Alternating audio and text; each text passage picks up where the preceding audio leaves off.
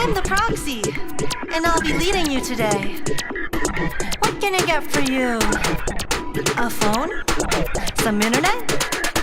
Or a credit card? Gacha is my vice. Designs are real nice. Animations you must buy. They're lit, you can't deny. Whoever you want, whoever you need. So could you never, ever want to leave? Characters that you desire, set it on fire. I'll make you spend your polygons away. That's my desire. You know our baby's gonna come today. 3, 2, 1, fire! Proxy, proxy, proxy, proxy, proxy, proxy, pull, pull. Pull it, proxy, got a credit card? Proxy, proxy, proxy, proxy, proxy, proxy, pull, pull. Pull it, proxy, money, watch it burn. I know, they look kinda cute and nice and pleasant, but they're gonna take a lot of pulls, don't get arrogant. Watch out, hit that 0.6. Forget about going to biddy, no money in a blink. So drink your drink, don't you run your mouth. Think about something here, things will go south. Wanna push your luck, then okay, okay. Wanna burn to ash, think twice before you play. I'll make you spend your polygons away. That's my desire. You know our baby's gonna come today. 3, 2, 1, fire! Proxy, proxy, proxy, proxy, proxy, proxy, pull, pull. Pull it, proxy, got a credit card?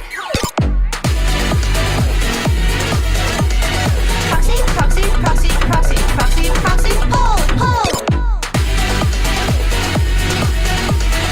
Pull it, proxy, money, watch it burn.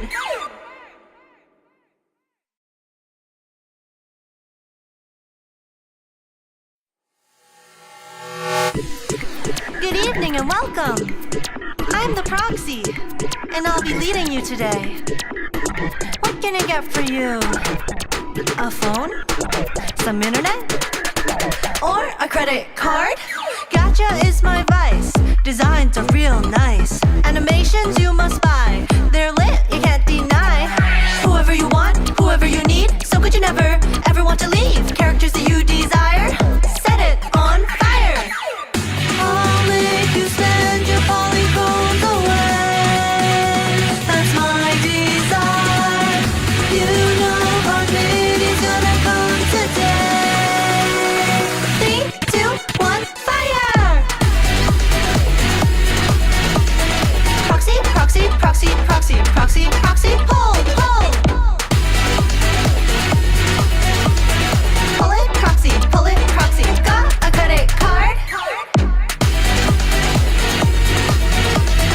Proxy, proxy, proxy, proxy, proxy, proxy, pull, pull.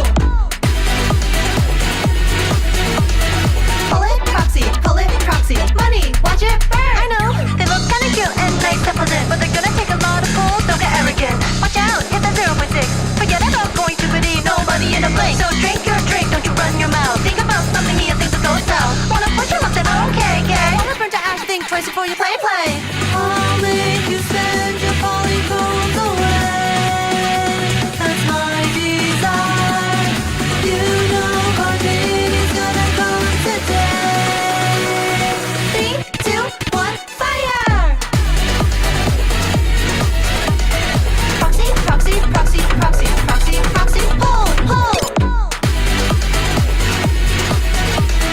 Pull it, proxy, got a credit card? Proxy, proxy, proxy, proxy, proxy, proxy, pull, pull. Pull it, proxy, money, watch it burn.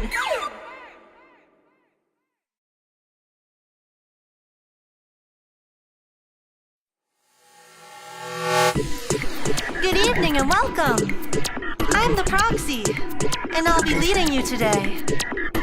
What can I get for you? A phone? Some internet? Or a credit card? Gacha is my vice. Design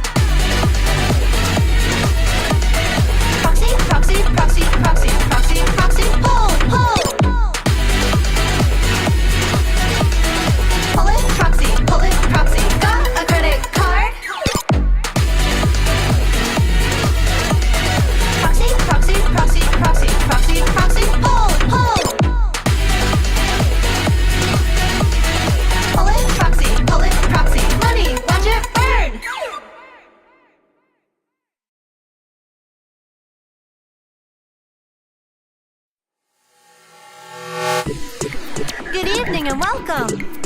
I'm the proxy, and I'll be leading you today. What can I get for you? A phone?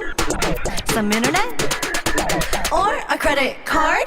Gacha is my vice. Designs are real nice. Animations you must buy. They're lit, you can't deny.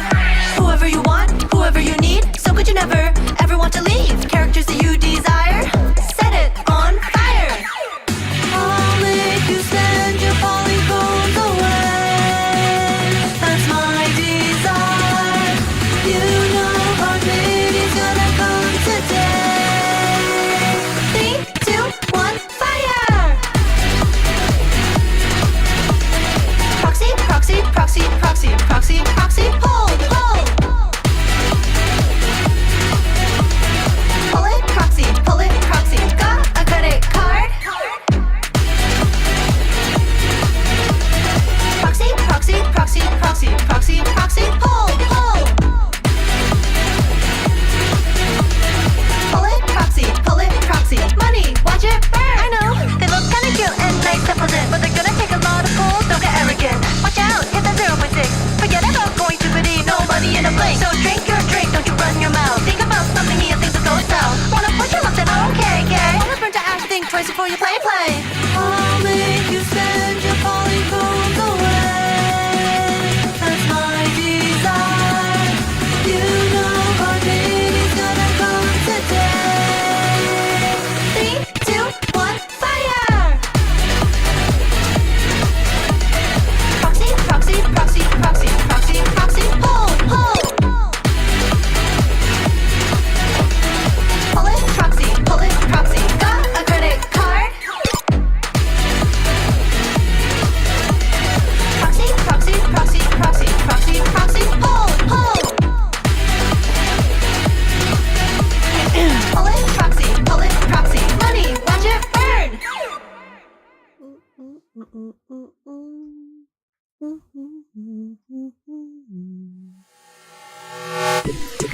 Good evening and welcome.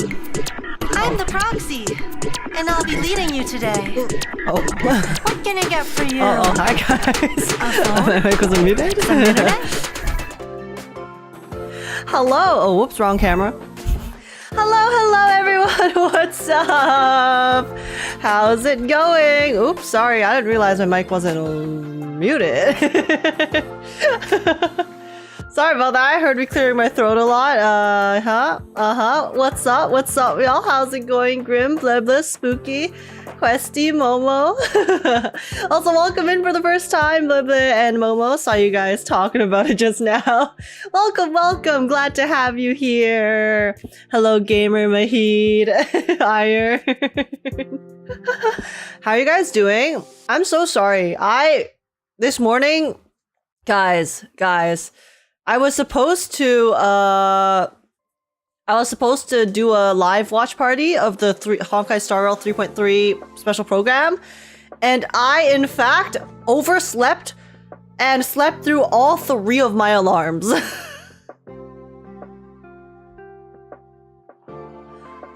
So yeah, sorry about that. My bad. Hey guys, listen. This is the first time I've missed one, okay? I think this is the first time I've missed a special program, like, accidentally. So, hey, it's fine, okay? There's gonna be a first time for everything, right? But yeah, how's everyone doing? Good afternoon, good evening, good morning. Also, Gamer! Oh my god, I don't know how it's been 5 months, but thank you so much, Gamer, for the 5 months. I really appreciate the support. Time actually flies. How has it been 5 months? That's crazy. But I'm glad to have you here, and I really appreciate the support. So, what's up? Also, Luna, thank you so much for the sub. Welcome in. Will it be the last one you missed, though? I mean, listen, I've been very good. I've been very good about not missing them thus far, okay? Guys, listen, I've just been so exhausted because what happened? Okay, what happened was I woke up, right? I woke up late. I saw that the special program was done. I was like, oh shit. And then I was like, oh god, guys, sorry for missing it. I'll be live. Since I already missed it, I'll like go grab some food or something, and then I'll be live in like a few hours. But then I like put my phone down after sending that message and then fell back asleep.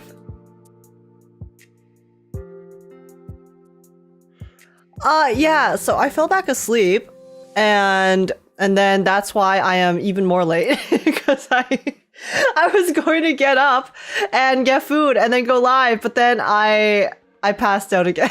So I'm sorry, guys. I'm sorry. I think my body's just been super exhausted from the past 2 weeks, so this was it finally crashing once and for all.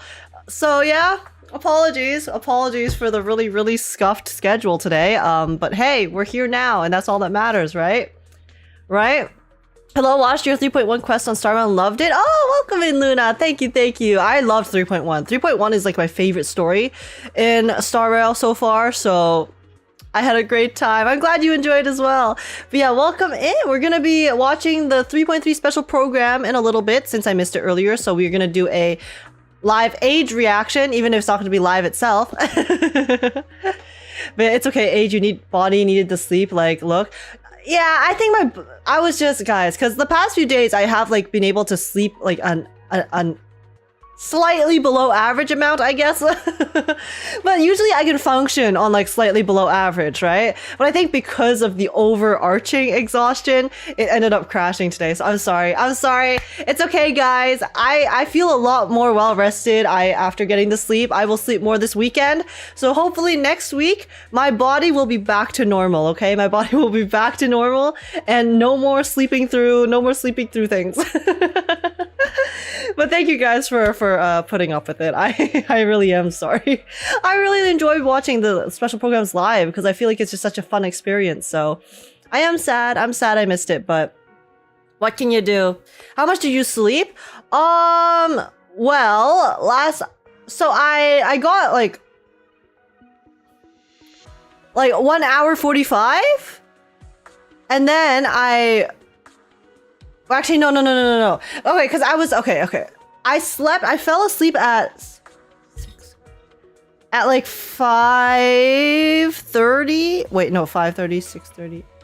Yeah, around like 5 to 5:30, I fell asleep.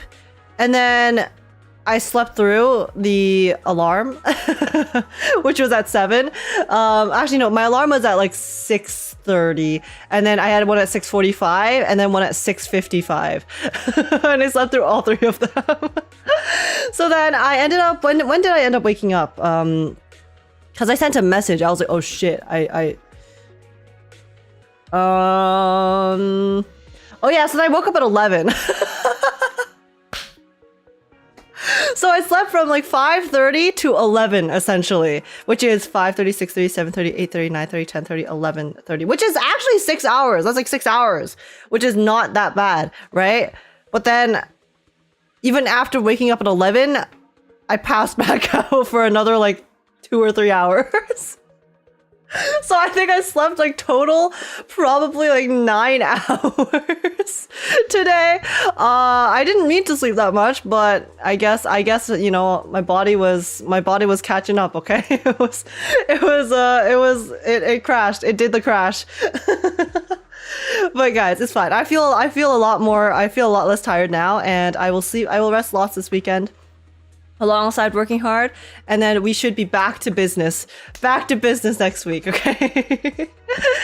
But yeah, what's up, Trickster and Vishki? Just rest well. I did, guys, don't worry. I slept like the dead. Like evidently I slept through my 3 alarms, so, and they were staggered alarms too.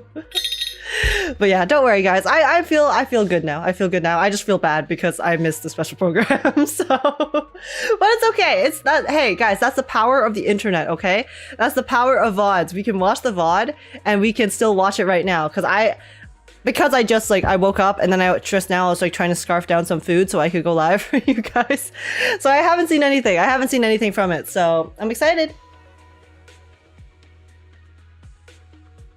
She dreamt of Hugo, that's why. Yeah, sorry guys. Hugo had me by a chokehold. Miner's had her rest. Yes, the miner has rested well. And is back to ready to goon. But yeah. The special program was mid? Oh, really? We'll see. We'll see. I'll be the judge of that. Because yeah, I am curious what we're gonna see from the special program. Because again, I mentioned this before. I feel like with 3.1 and 3.2, I kind of had like a general idea for what I was gonna get from the patches and the story because of the fact that they were building it up. But I feel like with 3.3 in particular, the characters it's more focused on, particularly Cipher and Hyacine, they're both characters that have not really been as built up in the past few patches of story. They've shown up here and there, mostly had a bit of a cameo now and then, but apart from the fact that we know Aquila is going to be Hyacine's core flame, it's like they could kind of go in any direction with regards to the story, you know? Because obviously 3.4, which is gonna be Phainon, we kind of know where that's gonna go most likely. But like with 3.3 in particular, I'm kind of like, what's gonna happen? What's gonna happen? I guess we'll see. I guess we'll see when we get to see the trailers. So yeah, so that's the plan. We're gonna watch the Starrail 3.3 special program. I'm gonna do a live reaction in which I will not pause, okay guys? I will not pause. I will not pause during the reaction. Apart from like the trailer. Because since I already missed the window for posting the full stream reaction, so I might just do a post of just the trailer reaction later. We'll see. Yeah, I might just do like the trailer reaction, I guess. And then yeah. yeah, I guess we'll find out. So I haven't really decided how exactly I'm gonna do that. I think maybe we'll watch through the live stream with my live reaction the first time. Actually, no, how about this? After the trailer shows up in the live stream, actually, no. Okay, before the trailer shows up in the live stream, I will do my intro, a very quick intro for the video. And then after the trailer finishes, we'll go back and like watch it one more time for, you know, like kind of like the reaction style. And then we'll do our outro and then we'll continue the rest of the live stream, okay? That's how I'm gonna do it. That's how I'm gonna do it. I've decided.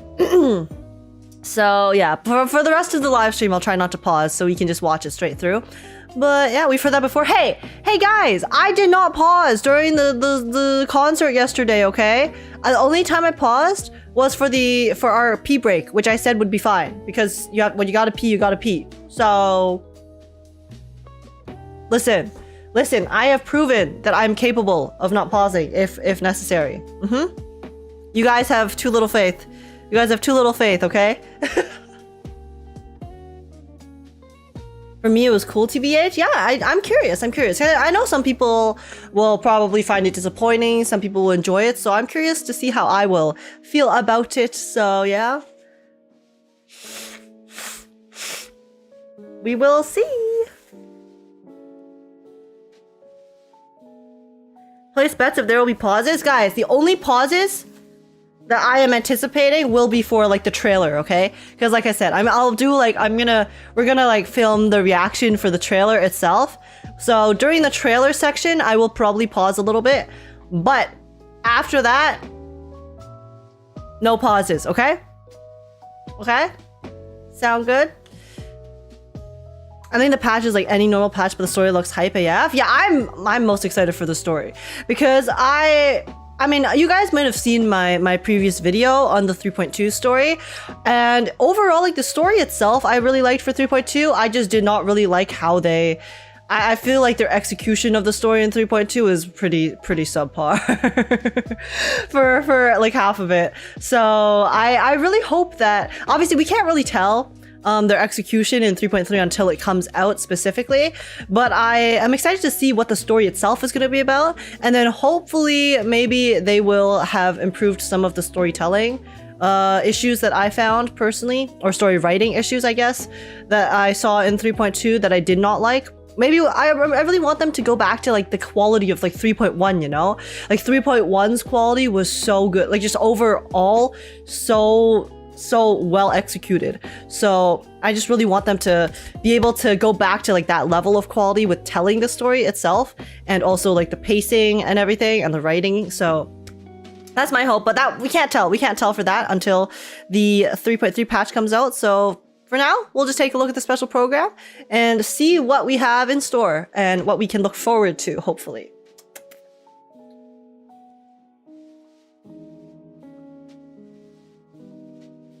But yeah, okay. Okay, well, guys, shall we get started then? Let me open up the thingy-mabobber. But yeah, so we will watch the Star Rail special program. You know, we'll have our kind of like yap session about Star Rail, and then after that we'll probably play some Zenless. We're probably gonna do some of the events in Zenless since I do want to get those done before they go away. And I also hopefully will have time after to play a bit of Minecraft as well, because I actually have been a little bit. I really want to play Minecraft. My Minecraft itch has returned. Okay. Yesterday was so much fun. I really want to play more Minecraft. For context, we have a kind of like mini Minecraft server for some of the Zenless Zone Zero CCs hosted by Jashoya. And it's just been, I'm homeless, okay? Currently I'm homeless on the server. I want to build like a little house at least. Because as offered that I could live in his attic, but I also kind of want to have my own little hut too. So yeah, I also lost like basically everything yesterday in the fight. So we need to get some stuff. We need to gather more stuff. The 2-week Minecraft phase has begun. Exactly, guys. You know the Minecraft itch when you get it and then you non-stop play it for a few weeks and then it goes away. I currently have it, so we need to satisfy it, hopefully. How does one get to the Discord? Ooh, okay. The ! Discord is the command in chat. So you can come join the Discord server through that link. There's the server link. Gotcha. Oh, I think the YouTube side is a bit delayed, so let me do that. I'll do it for you. Oh wait, there it is. Because of the movie 2/series, sounds like fun playing with friends and creators. No, the movie had nothing to do with it. It's just the fact that because Josh brought up the idea actually a few months ago, and we were like, oh yeah, that'd be cool. We would. That sounds like a blast, especially because I haven't played the new updates. The last time I played Minecraft was before they did that huge overhaul of like the new biomes and stuff. So for me, it's like very new. There's a lot of new stuff in the game, so it's pretty sick. But yeah, that's the link to the server in the Discord. Link to the Discord server in the chat. Sorry, that was some English that I just spoke. But okay, let me put this back up here.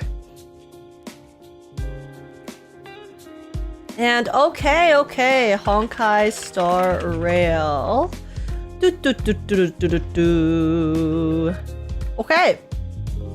Okay, I have the special program right here. Looks like it's 40 minutes long. Shall we get started, guys? Shall we? I'm excited. I really am curious to see what we're gonna get from this live stream trailer. Okay, how about this, guys? I'll do the beginning of my intro right now because I'm probably gonna cut this into just like the trailer reaction later. But I do like want to like give my overall thoughts for what I'm looking forward to in this trailer, and the live stream are kind of the same. So I think it'd be good to like just do the intro now, and then we can do the outro after the trailer shows up. Okay? So get your hi YouTubes ready. I'm gonna have to head out now, lol. I'm at work, don't want to get yelled at. Oh my gosh, Pumas, no, don't get yelled at. Don't get yelled at, bro. Please take care. Please take care. Hope you have a good day of work, and I'll catch you later. Bye. Catch you later. Yes, please do not get in trouble, bestie. Love reaction, not staged. Guys, it's just the intro outro, okay? Listen. It's not staged. Live reaction on stage, it's not okay. I actually haven't seen this yet, so I am very curious. But okay. Hi YouTubes, and then we will get started on the special program, and then we'll probably just do like spend a bit of extra time after the trailer happens, and then we will watch the rest of the special program. Sound good? Usually the trailer's at the beginning of the special program anyway, so it'll be around the beginning. Her mind is still on Hugo. My mind's always on Hugo, guys. It doesn't leave for Hugo. Hugo has never left. Always has been. But okay.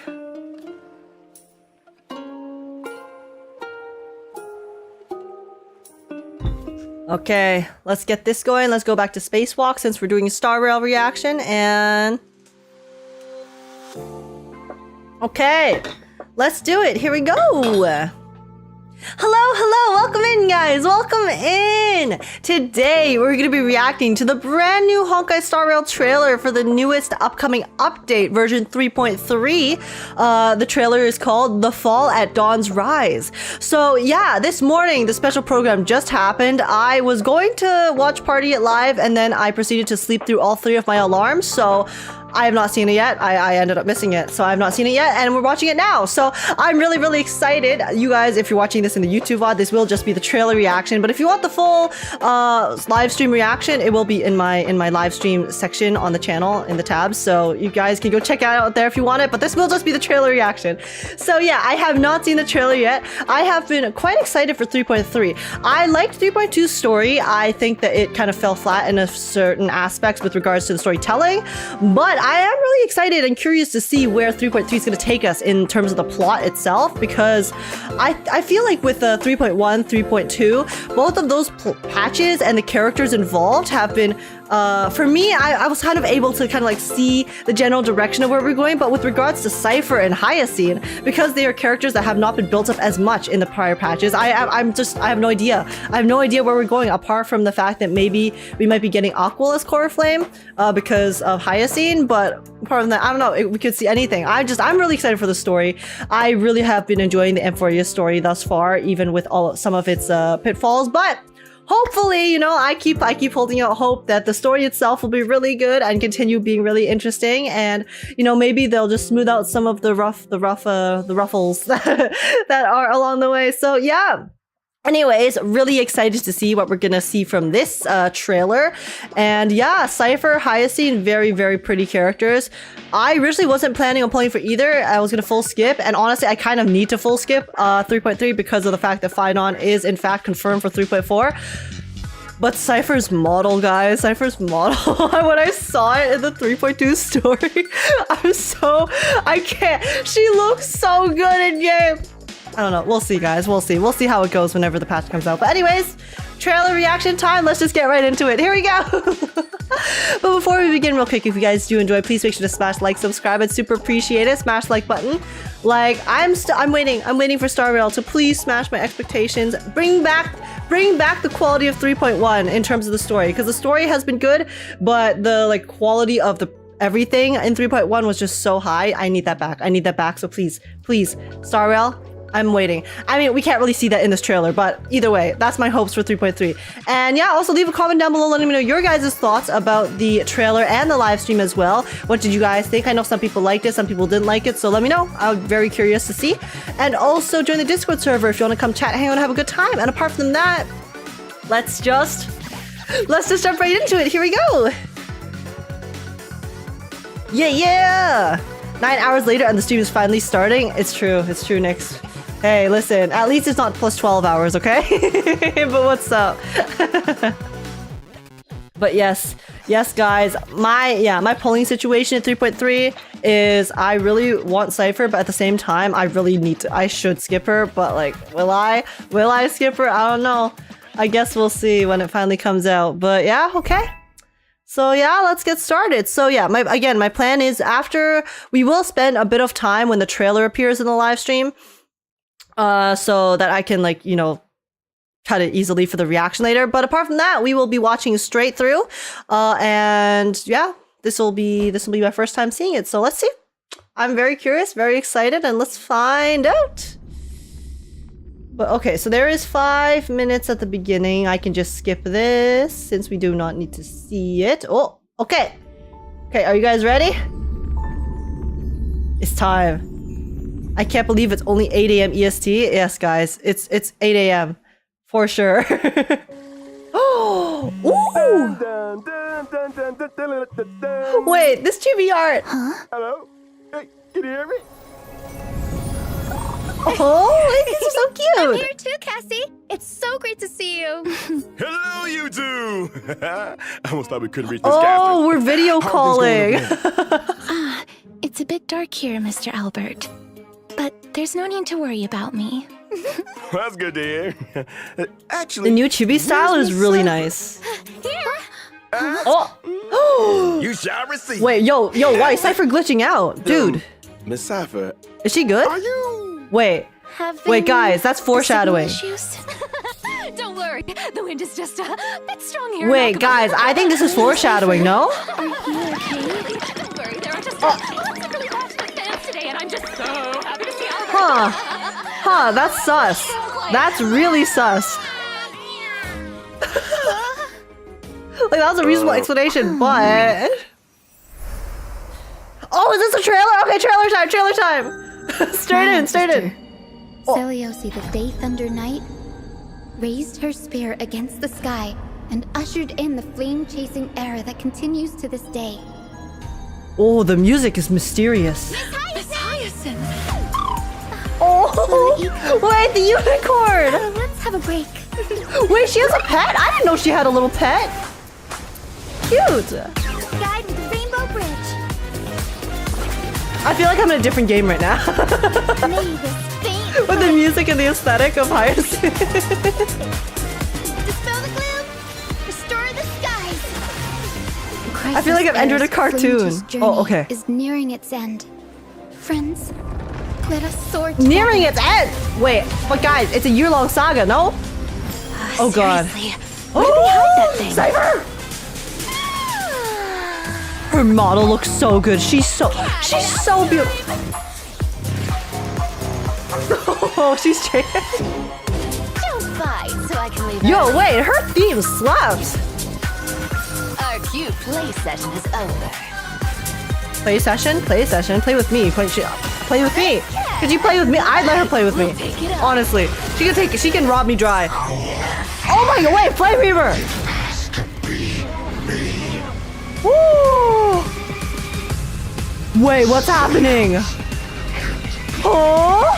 Yo! Is this the Castorice in me? Ah, Mighty! Mighty showed up! Celiosi, witness the will of humanity. Oh my god, wait, everyone's coming back! No! Not the trio, not the trio! To rise.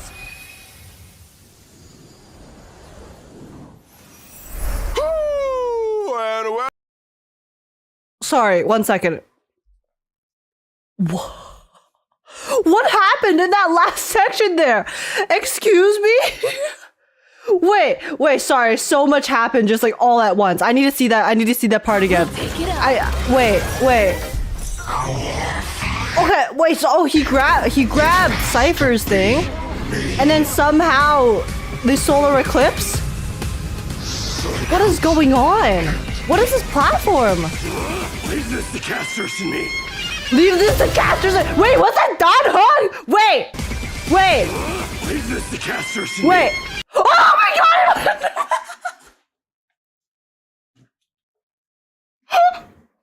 Oh my gosh. Wait, guys.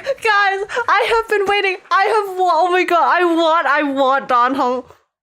I have wanted Don Hong to like show off his videographer powers in Amphorius this entire time. Oh my god, this is so hype. I swear to god. They better not be pulling a Penacony again. Remember in Penacony when they showed something like this with Jing Yuan and Dan Heng in the trailer, but then it was a trick. They literally were just playing with our emotions and it wasn't real. I swear to god. That traumatized me because I was so excited for that. This better not be a part 2. This better not be a repeat incident. Otherwise, I will be so mad because I have wanted Dan Heng to pop off. I want him to pop off. Oh my god. I'm sure Samadratha. Yes, exactly. Oh my goodness, he's having a Poseidon moment. I'm sweating, guys. I'm sweating. Wait, this is gonna be so sick. Okay, sorry. Let's see the. Okay. Yeah, so it looks like everyone's gathering together. Because Aqua is the last core flame that we need to go gather, right? Like, I know Kefali... Wait, was my... Wait, why is Maide lying on the ground like that? Wait, it looked like he was dead.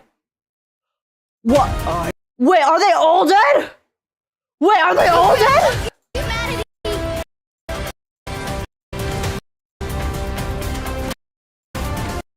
Oh! That's blood! Wait, that's the golden blood!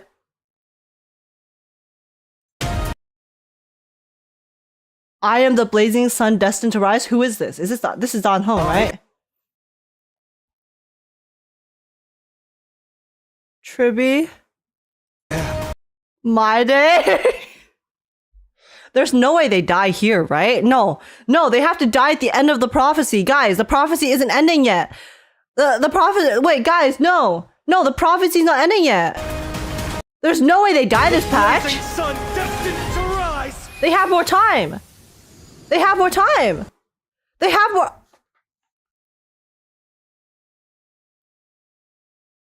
Oh my god, this could be the biggest bait ever. They could be baiting me so hard with the plot here. Because they've proven they've done it before in Penacony with the whole double back with the genuine Dan Hong. But what? That's Phainon, not Dan Hong. Oh wait, it looked like his hair was black. That's why I got confused. Wait, let me confirm one more time. Witness. Also, yo, Hyacine looks like she's gonna pop off. What's she summoning? I'm assuming that's Oculus power? No, like who is this dark-haired person? The will of humanity.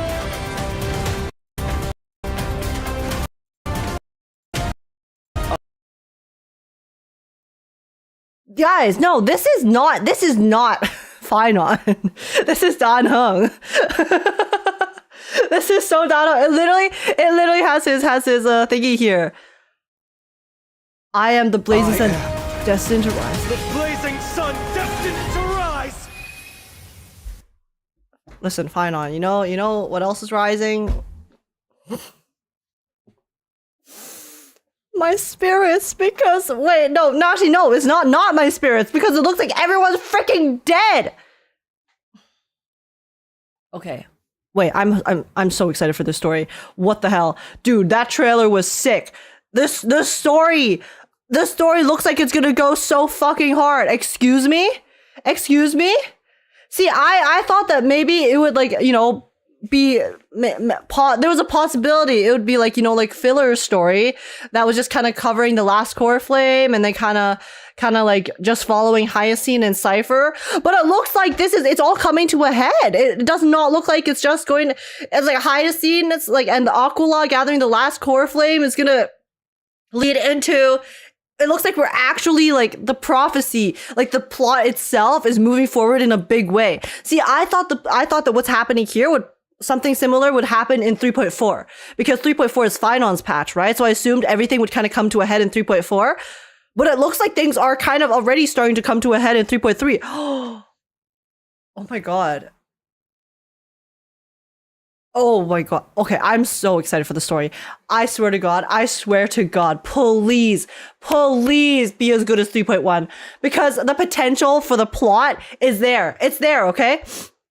So like if they can just like cut back on some of the excess stuff and like write it a bit better, it's gonna be so good. It'll be so good. We're almost done with the core flames. Yeah, like Hyacine's is the last one apart from Kefali, I believe. And then after that is like the prophecy. But guys, when the prophecy ends, everyone's gonna die, and then they showed us flashes of all the characters dying in this trailer.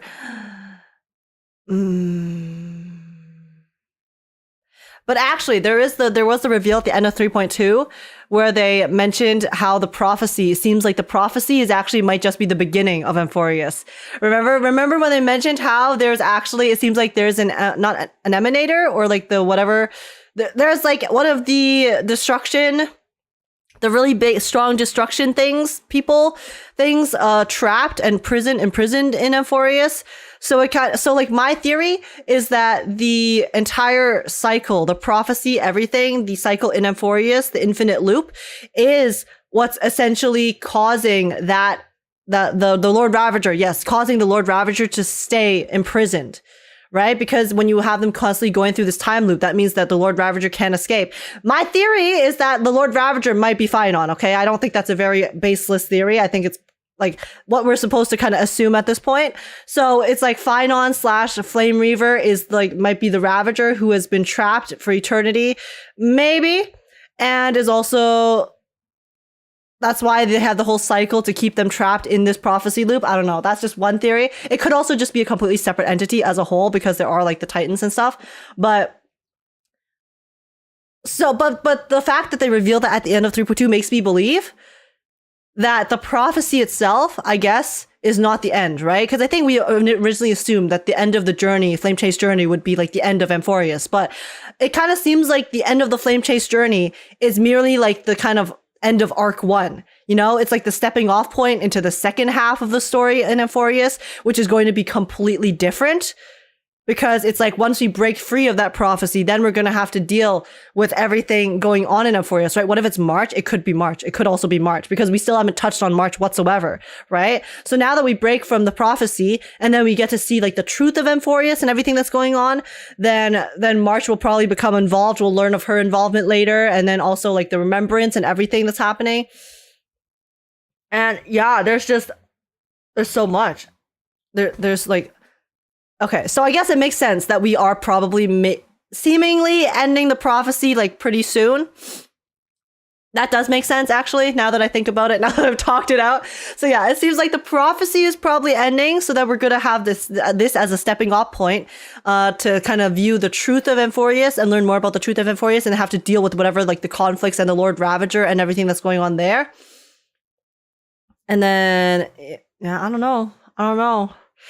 Do we get the Earth Titan Core Flame? I forgot. See, the thing about the Kephalese Core Flame is we don't technically have it yet, but we do have possession of it because it is in the city. It is in Akama, so they could technically get it at any time. Versus like having to go find the Core Flame that's missing from like the Titans who don't want to give it, you know. So.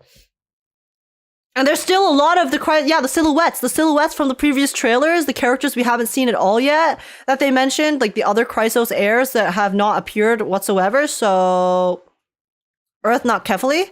Oh, I'm not 100% sure. Guys, I don't know the exact count of the Core Flames. I thought that we might be only missing Aquila. Let me know if you guys know for sure. Let me know in the comments below. So that would help me, I guess, remember the details of every single one. But yeah, either way, oh my god. Okay. Guys. I'm gonna do a quick outro for the trailer reaction video, and then we're gonna continue. We're gonna continue like watching this live stream. But this is crazy. This is actually okay. The story actually looks really, really interesting. I just hope to God that it is presented like in a fun manner. I really hope that they can bring back the storytelling from 3.1. That is my biggest hope right now. I just really want them to let the story shine because looking at what's going to happen, it looks like it could be so peak, guys. The potential for it to be actually so peak is there. Absolute cinema is a possibility, but we have to hope. We'll see. We'll see when the story comes out in 3.3. I'm really excited to play it when it does come out. And yeah, I could analyze this forever, but we can do it more when it gets closer to the patch. But yeah, anyways, thank you guys so much for watching my reaction. If you guys enjoyed, please make sure to smash like, subscribe. I'd super appreciate it. Again, if you guys want to go see my full live stream reaction, then you can go check out the VOD in my live tab on the channel. And also, yeah, comment down below letting me know your guys' thoughts. If you guys have any theories or thoughts about the patch as a whole, and also join the Discord server if you want to come chat, hang out, and have a good time. And apart from that, I'm actually really excited for the story. I really hope they don't disappoint. That's all I have to say. Thanks for watching, YouTube. Take care, and I'll see you guys in the next one. Bye. Okay. Earth is another Titan. Kephali is a world bearer. Oh, really? Well, I mean, we haven't like heard about them at all, so I just assumed they were one of the Titans that we already like got. But yeah, I'm not sure. How many times did you pause? I told you guys I would be pausing for the trailer reaction, okay? I said for the trailer reaction, we will be pausing quite a bit because I have lots of things to say. But listen. For the rest of the live stream, we won't. I really hope that the that the story is done in like a well executed manner. Oh, that's my biggest hope, because this story looks really good, guys. It looks really, really good. So I'm just fingers crossed that they don't disappoint with the execution.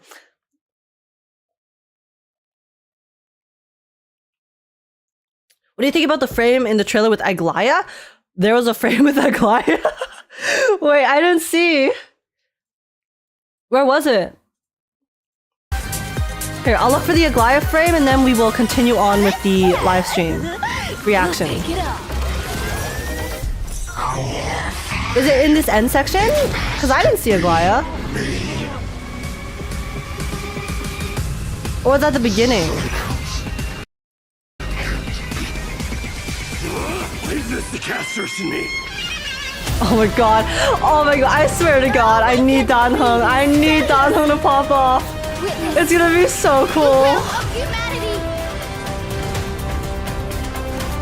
I am the blazing sun destined to rise.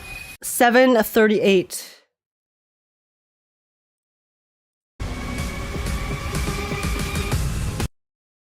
Oh, is this Aglaia?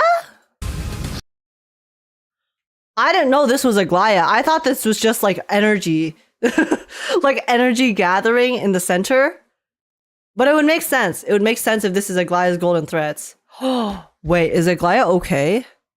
Because they showed all of the Crystal's heirs dying, right? Does that mean that this is Aglaia dying?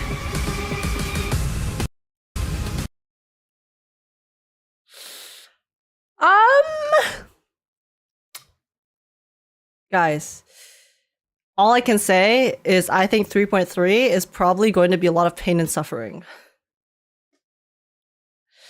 A lot of pain and suffering. Is that the golden bath? Is it? I thought it was like, it looked like a new platform. No, yeah, this looks like a different place, a different map. This looks like the map because they showed like a boss thing with like the spine thingy-mabobber coming out.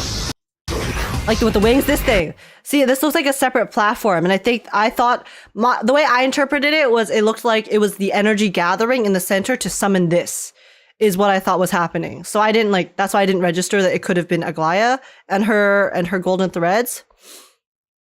But Aquila, is this, you guys think this is Aquila? Yo, if this is Aquila's form, Aquila looks sick as hell. Oh no, but it does, okay, it does have this, it does have the circle, which resembles the powers that Hyacine uses later. So you guys might be right, this might actually be Aquila. Leave this to Castorice and me. Yeah, because Hyacine summons a bunch of circles from the sky. Yeah, see, it looks the same as the symbol in the center. Okay, so yeah, that probably is Aquila. Everyone's dead. The blazing sun destined to rise. Wait, Phainon got his new sword in this patch. Hold up. Wait, guys. Because Phainon has a new sword from his splash art. He's getting it this patch. Ooh, okay. Okay, interesting. We'll see. We'll see how that happens, but he's gonna cast Excalibur. He's gonna summon the armory. But yeah, okay, anyways. Let's continue the special program. The story. The story looks crazy, guys. And good evening. He did the Flame Reaver pose. I know. 3.3, the fall of It's basically confirmed now. Special program. I'm Albert, your favorite. They're not subtle with the Flame Reaver connection. They never have been. Why don't you say hello to everyone? Okay, let's see. Yeah. I'm Cipher. Hi, everyone. Guys, I'm Cypher's Hyacine, voice. a healer from the Twilight Courtyard. Cypher's voice actor is so... Hello, everyone. I'm Castorice. It's a pleasure to be on the special program. Welcome. Cypher's voice Thank actor. you, Mr. Albert, for inviting us and for setting up such a special broadcasting location. It is pretty interesting. Are we in the sky right now? This is to bring everyone first-hand intel about the Aeronova. After all, I've been personally watching the Flame Chase Journey's progress too. For example, in the previous version story, we saw the Chrysos heirs recover the core flames of death and reason. And we learned it's through Professor Sky X's next. experiment that the world of Amphorius is essentially in a cycle. That's correct. Well, hey, we've been The Titans theorizing of that today since the are start, but it Chrysos heirs of confirmed the it. previous cycle. It did confirm We did make a lot the of exact progress, details of how it but works. we also paid a heavy price. Cassie took over Death's authority and remained in the Netherrealm to maintain the cycle of life So how and did death, she get here for the special while program? Professor Anaxa reached the end of his journey as a living man. A hero's journey is always accompanied. Wait, guys, by isn't farewells. Castor supposed to be really busy right now? But convinced their sacrifices will not be Anything in for the vain. bag, right? In She had version to- 3.3, she had to come the get her bag. Trailblazer will set out with the Chrysos heirs on their final campaign of the Flame Chase Journey. That is, the battle against the Sky Titan. Speaking of Aquila, the one who no killed has us ever been upon able to arrival, uncover actually. The secrets, even though you can see the sky just by lifting your head and Akuma. That's just how it is. The sky has remained untouchable throughout Amphorius' history. Aquila literally and murdered anything us beyond the sky on site. is strictly taboo.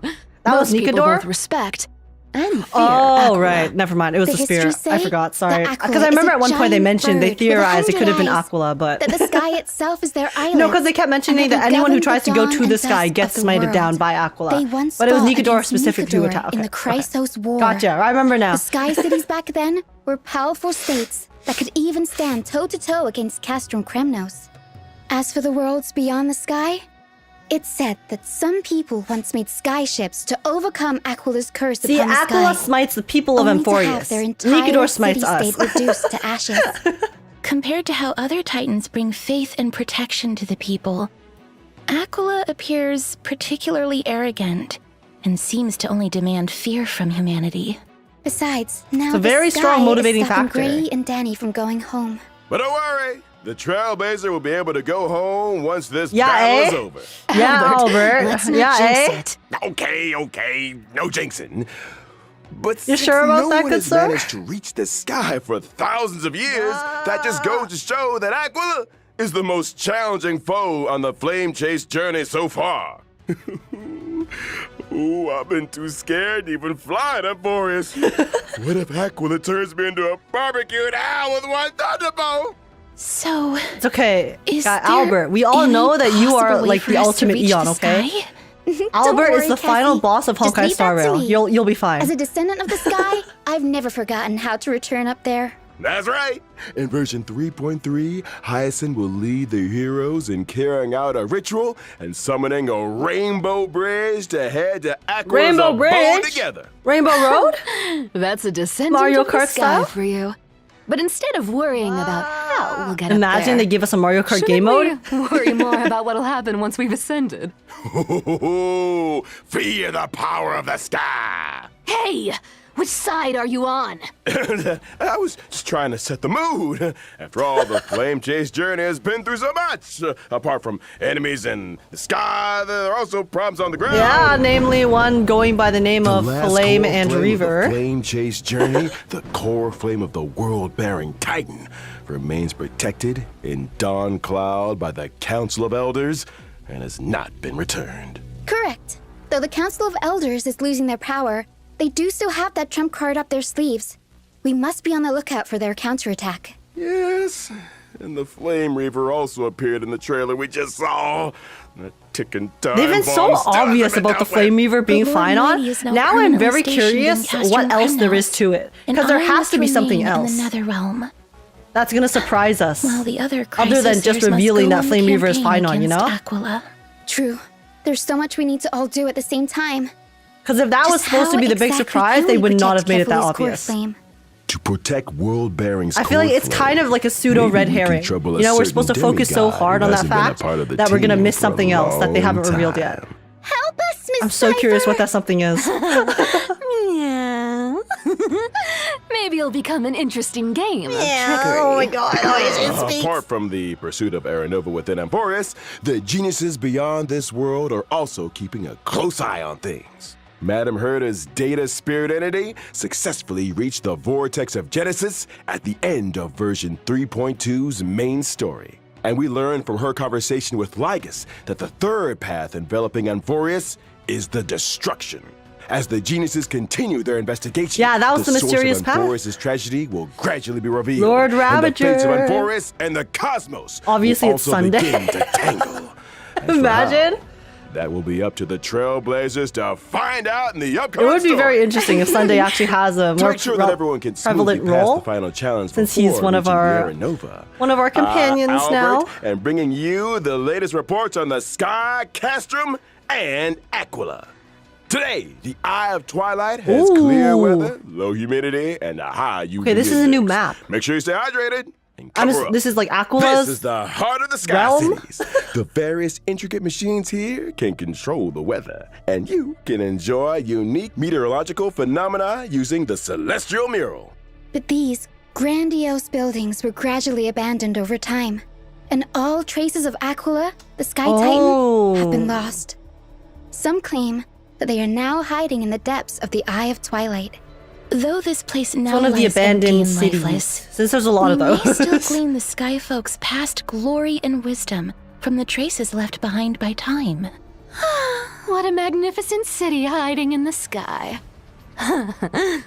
I bet there's lots of treasures that we've never seen on the ground. It's like modern Elden Ring core. I feel like this place seems You know very the different from sky everywhere area else in Elden Forest. Ring? Of course, please be careful as you observe the view from above Ooh, the wait, this room clouds. looks really cool.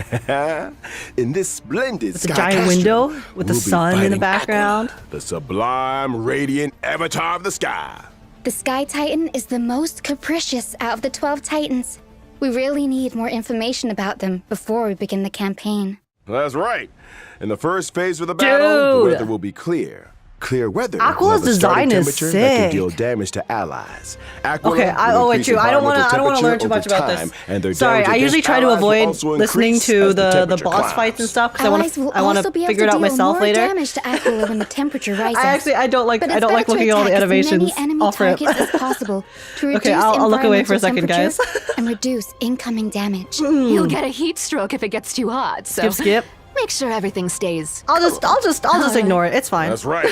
And in the second phase of the It's battle, all good. we will meet lightning I'm just not and looking at the thunder. animations. Storm I've never seen a clouds Star will Rail descend special program, but I together really with love sharp Albert's days. voice acting. During this phase, Yeah, it's always the really environment good. will accumulate thundercloud stacks. What if And Flame Aquila Reaver is actually will deal Phainon's damage flaw, to since like Gaia allies said he based is on the number of flawless? thundercloud stacks. A sunny day turned into stormy weather in the blink That of would an make eye. sense. When allies attack Aquila, But in I the still second phase of the feel like there battle, needs to be something they can more, you seize know? Thundercloud Something stacks. And Aquila surprising. will damage themselves based on the Thundercloud stacks seized Did they by skip phase allies. 3? Mhm. After allies have Like I know seized people those like looking at the Thundercloud like stacks, looking at the bosses Titan and will stuff. become I just weakness personally don't. broken. I just want to see it for the first time in the game. In the third phase In the of moment, the you battle, know? the weather will get even Okay. worse.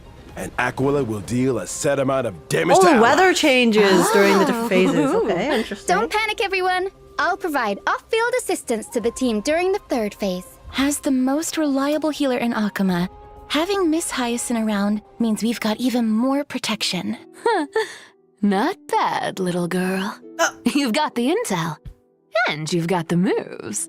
Echo of War, Glance Why of does she Twilight sound so will also become seductive? available in version 3.3. Trailblazers can obtain the character Cipher's advanced trace level up material, Day Thunder and Amnesis, after completing the challenge. Here's a kind reminder Okay, that the makes character sense. Hyacine's advanced trace level up material is Lost Echo of Shared Wish. Make sure you're not farming the wrong item, Trailblazer. Cypher's really hot. Sure. I That need brings to an skip her, end to our guys, but I don't think I will. introduction to the stories about I don't the think I sky. will. We'll be back in a bit, so don't go anywhere. Oh, it's code time. Oh, oh my god, there's animation. This new chibi style is adorable, actually.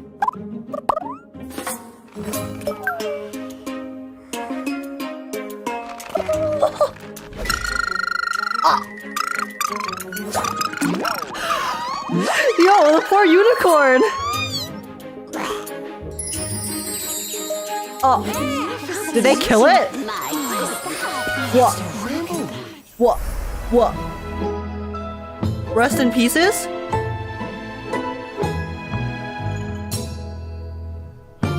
Guys, Hyacine, I actually really love Hyacine's design. First time I saw it, everything about her aesthetically is just so up my alley.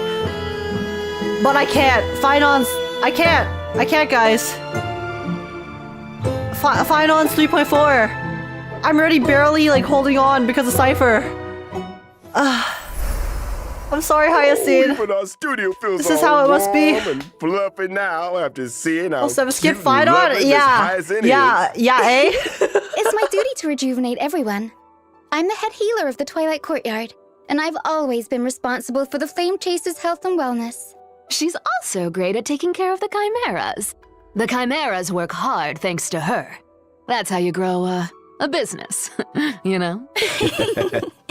I was very surprised at first by Miss Hyacine's warmth But and Aid, you healing. need Hyacine to buff It's my a day, far cry guys. from the impression I got of the descendants I of need the sky from the Phainon. history books.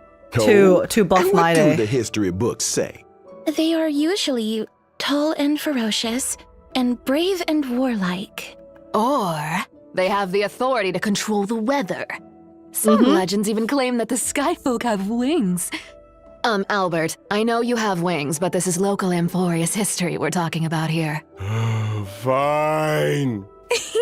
Well, even back when Lady Treby was spreading the prophecy, a skyfolk with a spear in hand had already issued a challenge to Aquila. Ooh.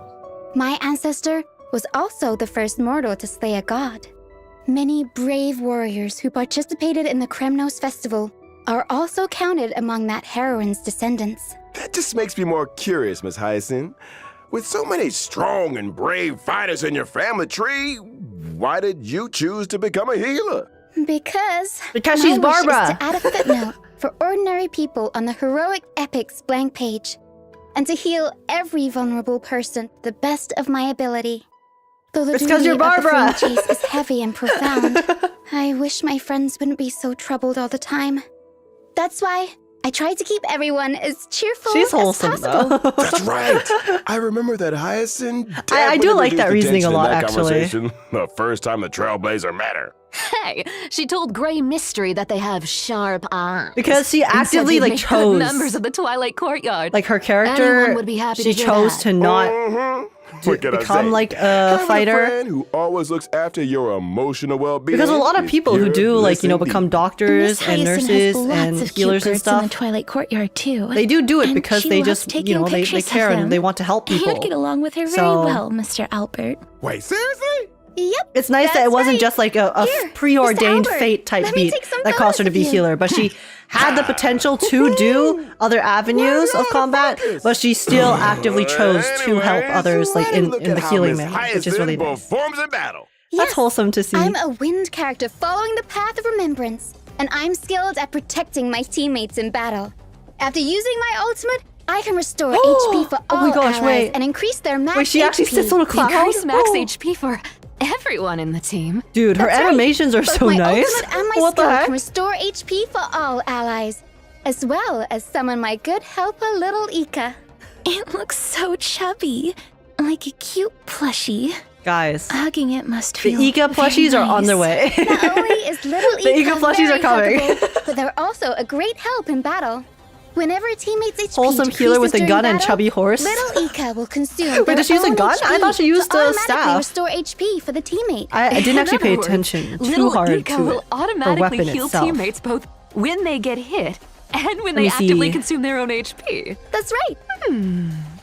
It's gonna feel pretty So she's actually safe bis with both for- Hyacine and Little Ika here. She's bis for Apart all from of the healing teammates, HP consuming Little characters, Ika can i.e. also attack enemies. The more Castorice, healing Little Maide, Ika and I and provide, Blade. the more damage Little Ika deals to enemies. But guys, she doesn't have a gun. She uses a Feels staff. like even the battlefield becomes bathed in Miss Hyacine's light of dawn. She goes like, "Bah!" and my mood is lifted as well. Like a clear sky after rain. Gentleness is a strength on its own. This colorful rainbow bridge and the floating bubbles are all symbols of thriving life. Oh, that's a After new all, monster I just healing realized. isn't all about the body. Revitalizing the spirit is very Hey, important too. mental health matters. All right. After Miss Hyacine, let's introduce Preach. the next character. Preach, girl. coming in version 3.3. Cipher. Okay, okay, guys. Look at her model. Her model is. Ah!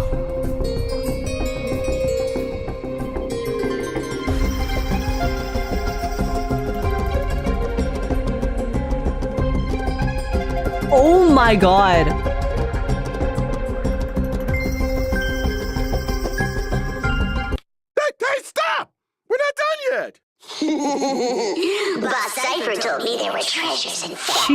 so hot. There's nothing here. Still, thieves never return empty-handed. Like her animations, the way she does all of like the cat booty shit. Brandon, give me my clothes back. Wait, oh my god, he just stripped him. Yo, public indecency, Albert. Let us continue. Like Agekk and Triby, Cipher is also a Chrysos heir who joined the flame chase journey at the very beginning. She has had the divine authority of trickery for many long years. But unlike You're the still other skipping, heirs, guys. Cypher's movements have always been elusive. and I no have one to can skip. pinpoint her I'm probably whereabouts. not gonna skip. She is almost Shea never in Faraday? Akuma, Oh my god, but the there goat. always seem to be stories about She her sounds so in good. the city. Can't help it. I can't live in a place where the seamstress has got everything under surveillance. Albert's Honestly, right. Cipher and We've been in Anaxa, Akuma for so long, and yet we've I hardly feel like they seen would Miss get along Cipher pretty at well, all. unironically. I wonder what she's up to. They're the all two day. members of the Aglaia Hate Club. I have a hot scoop from an anonymous gray-haired source that says Cipher has been colluding with the spirit thief. Hey, it's not colluding. Bartolos and I just have similar interests. We're good partners The when way it comes she to uses a going on magnet adventures and to hunting for steal the treasures. treasure. Yeah, that spirit thief was so impressed by Cipher's charisma. She's that honestly they so goofy, voluntarily and I became really like Cipher's that. sidekick. Impressed by her charisma? Or by the promise of riches?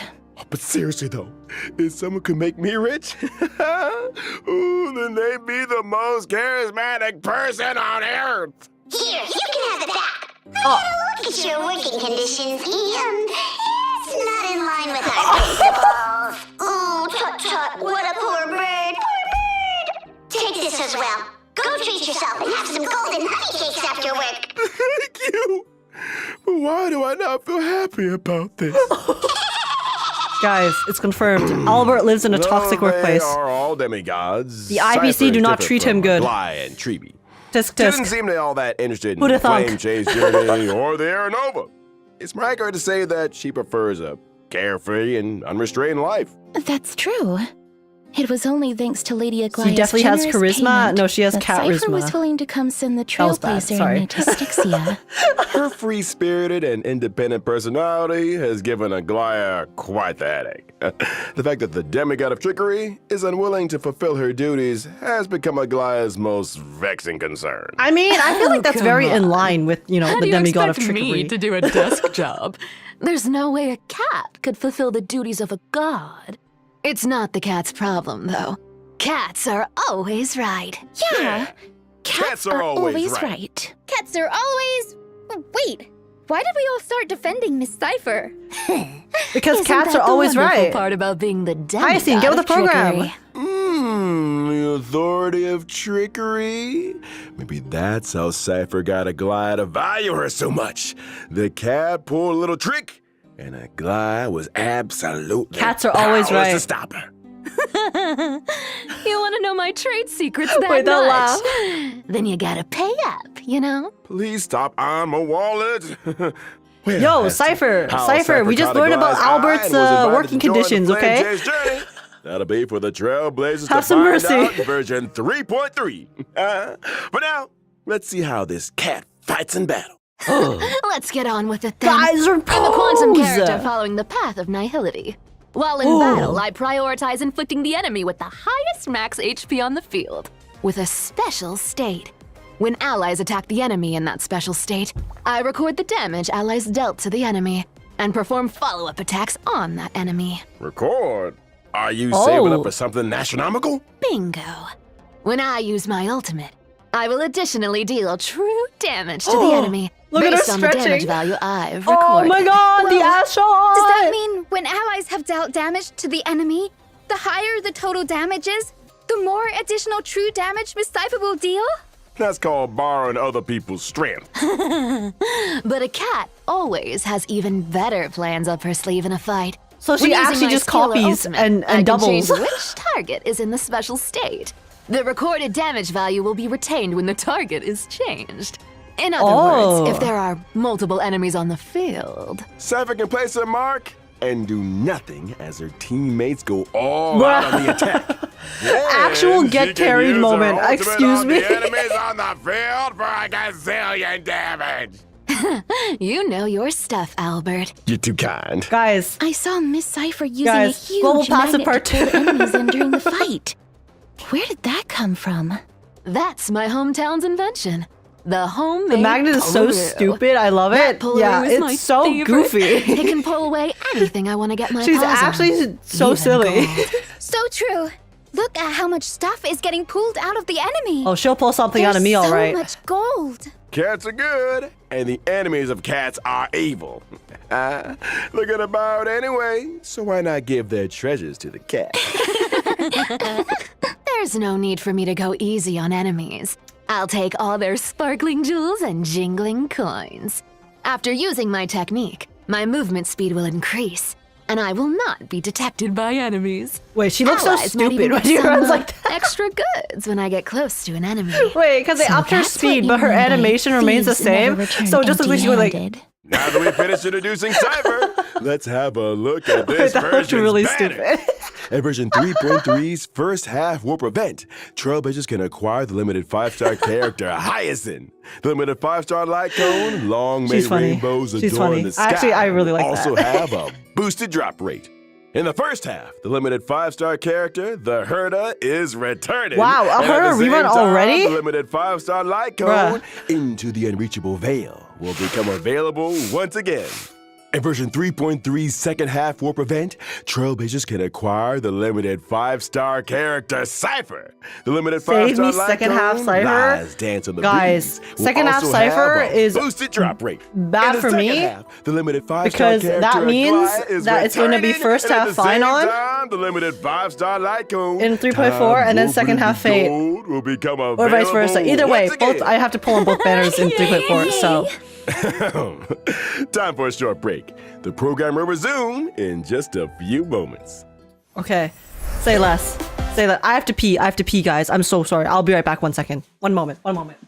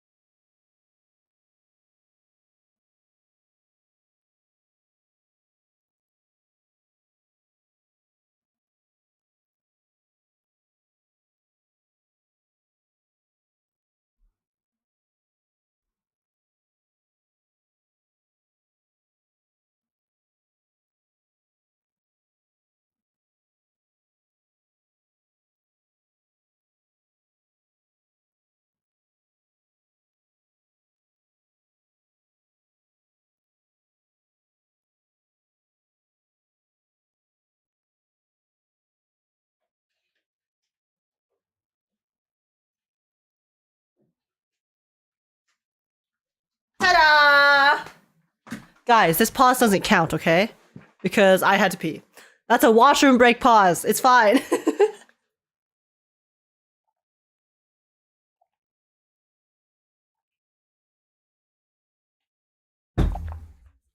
Charge. Listen.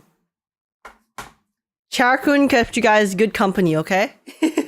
I'm a chair fan, so this is okay. What the heck? Wow.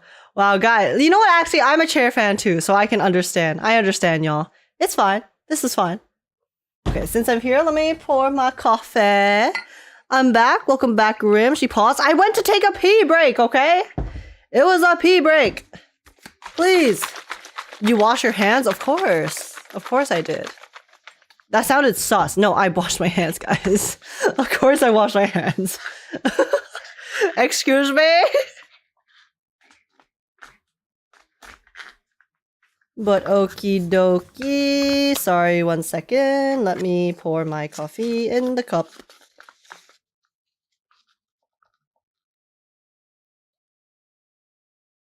Rim, would you believe me if I told you she was paused the whole time you were gone? That's just factually untrue. So, I'd believe it! Guys, I don't pause that much, okay? Listen, I've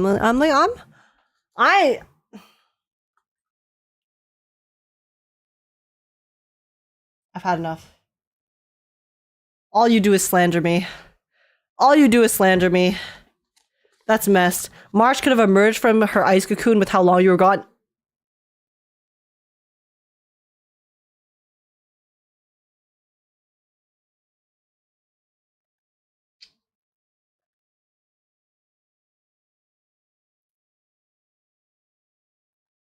I'm playing it.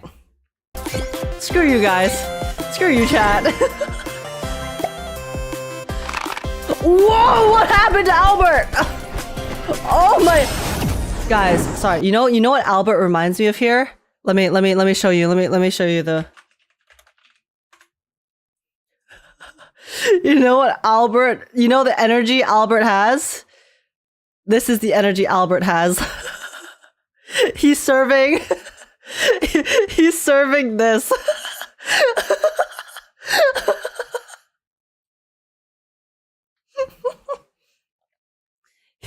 He's serving Shiteanyo. The legku. Same energy, honestly.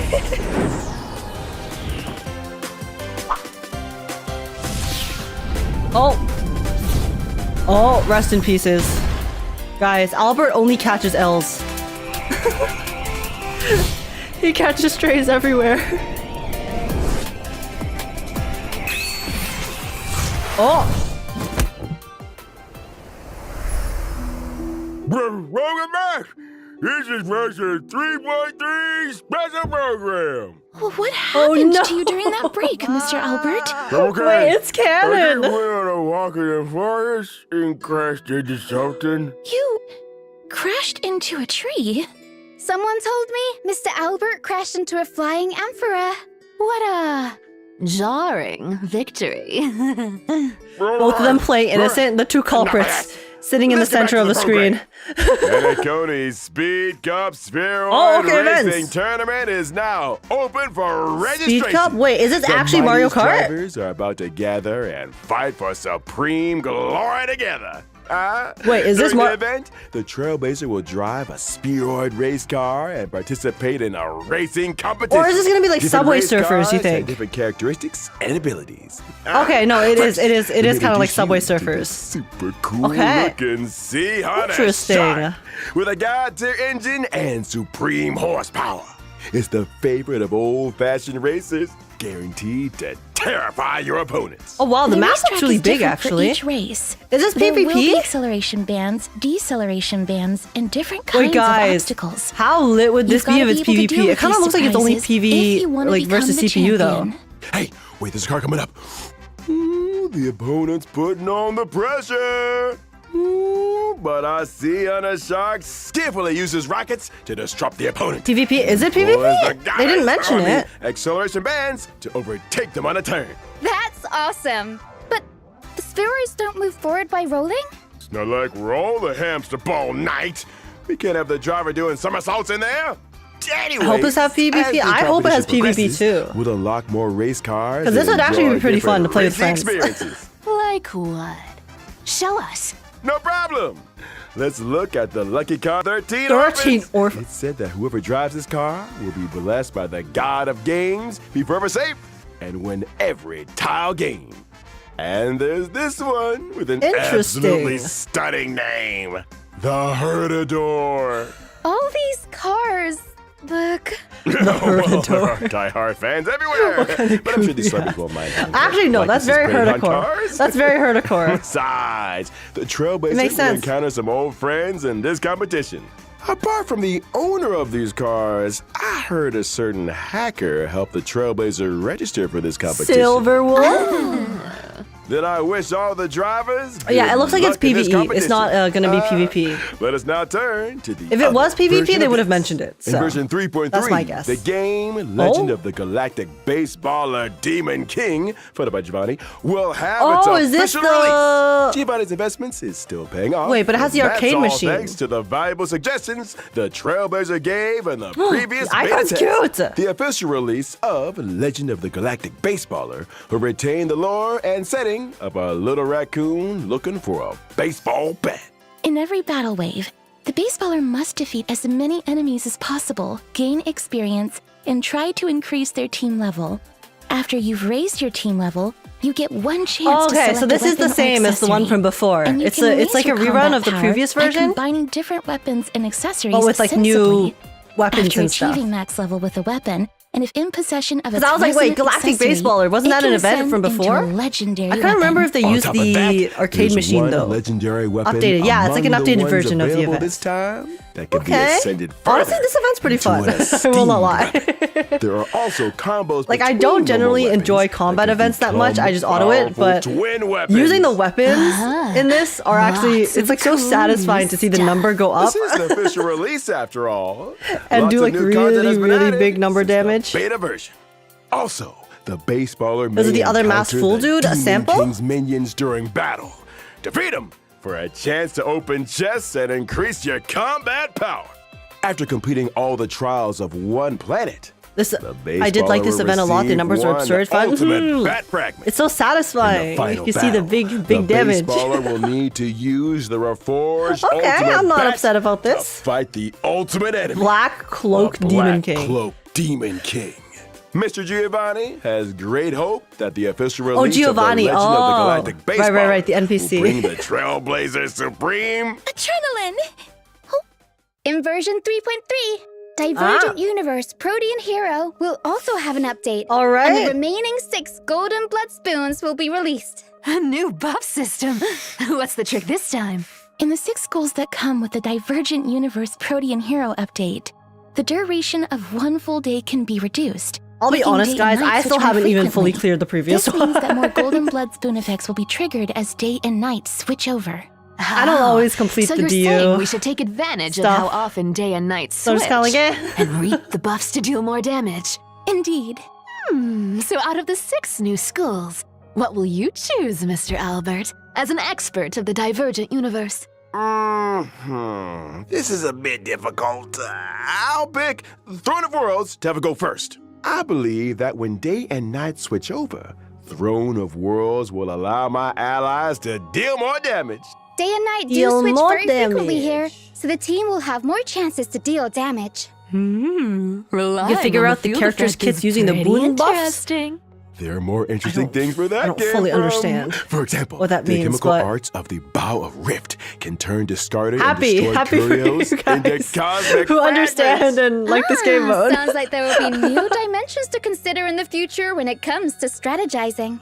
You see, the Divergent Universe's The DU strategy usually system hints toward future also character kits, includes though. a new Oh, function that's to what you share mean? Strategy codes. Oh, Trailblazers can interesting. use a strategy code So, like, to upcoming directly characters import based a off of- strategy whoa. in the game. Now it will be even easier Oh, to okay, find a that's code. specific strategy. Oh, so you can like guess the upcoming True. kits without like looking at leaks Okay, and stuff. let's take a short break. Oh, The show will resume. okay. when Actually, we're that back. is pretty neat. Not bad, not bad. Oh, wait, this song.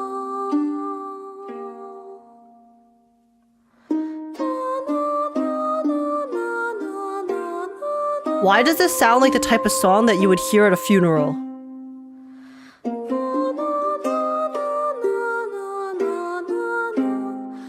That's how people guessed My Day and Cass? Oh, I see it.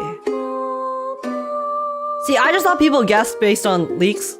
so it's cool. No, it's cool that they're giving like an official way for you to actually, predict and analyze possible stuff. Sounds like Expedition 33 music. Guys, speaking of Expedition 33, hopefully I really want to start it next week because I really want to play it. So I'm going to try to see if we can have an Expedition 33 stream next week. Because 3.3 is a funeral for everyone? I guess so. You're not wrong about that based on what we saw from the trailer. Welcome back. I know what's up next.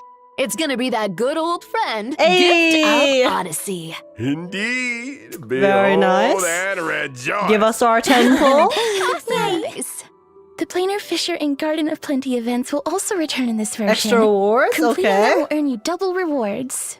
We also have some new materials to introduce to everyone. Stagnant Shadow Invasive Sheep of Deep Sheep will Clot? come online. Why did you And call it you that? can obtain the essential material. sounds so Invasive gross. Clot for physical characters upon completing the That challenge. sounds so Cavern gross. of Corrosion, Path of Thunder Surge will also open Goddess of soon. Sun and Complete Thunder. its challenge to obtain the 2 relic sets: Warrior Goddess of Sun and Thunder and Wave Strider Captain. In terms of system optimization, Interesting. the relic storage 'Cause the relics also kinda hint at future stuff, too. 3,000 in version 3.3. Yay, to a bigger backpack. Oh, nice. Okay. Now I can hoard more treasures I do and need that. relics Then I in can there. clear The out red notification less. reminder in the game will also be optimized. The repeated red notification dots that Trailblazers see when switching devices will be significantly Okay. reduced, and the logic behind some counterintuitive notifications will also be optimized. Must be Phainon's material? I think it's actually going to be the That brings us Fate to the collabs end of the materials. version 3.3 special program. Like that first relic It's set. time to I call think it we're a gonna day. get a new relic We'll set see next everyone patch, which next is going to be time. for Phainon, and then that relic set we saw just now is actually for the Fate characters. Oh my god. Okay, well it was wait. Sorry, give me 1 second. And Yeah, like looking back at this, right?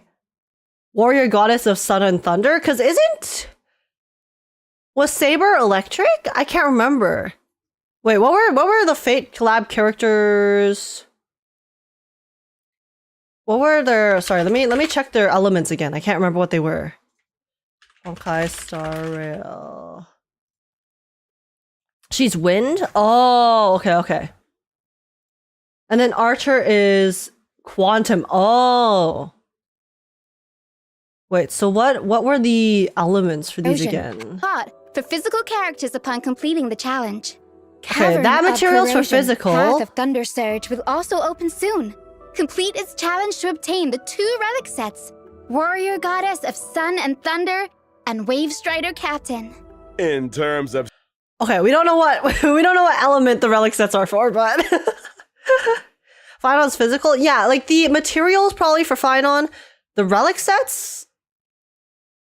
Don't know what the relic set is yet. So Phainon's physical destruction? Yes, don't worry, I know that. Because it's like the opposite. It's like the opposite of My Day, because My Day is imaginary and then Phainon's physical. Sorry, I'm very brain rotted. But okay, interesting. I mean, the patch itself doesn't seem to have like too much in it, which is, So I guess in terms of actual like content, it's just like kind of average, nothing special. TBH. There's the main story, the new characters, and then there's like there's 2 events. There's only 2 events. Realistically, there's this event, there's the ball event, and then there is the Galactic Baseballer event. Cause the DU reset, it's like, I don't know. I don't usually count the resets for the endgame modes as events per se. I kind of just see them as expected. because they're gonna have to revamp the endgame mode, you know? I think that's like an expectation to have. The events feel filler, but story is big. Yeah, that's basically kind of how I feel. I think the patch itself, in terms of the amount of content, is not like the highest, you know? It's a little bit more on the mid-level probably for amount of content, especially with the events, since there's only 2 events.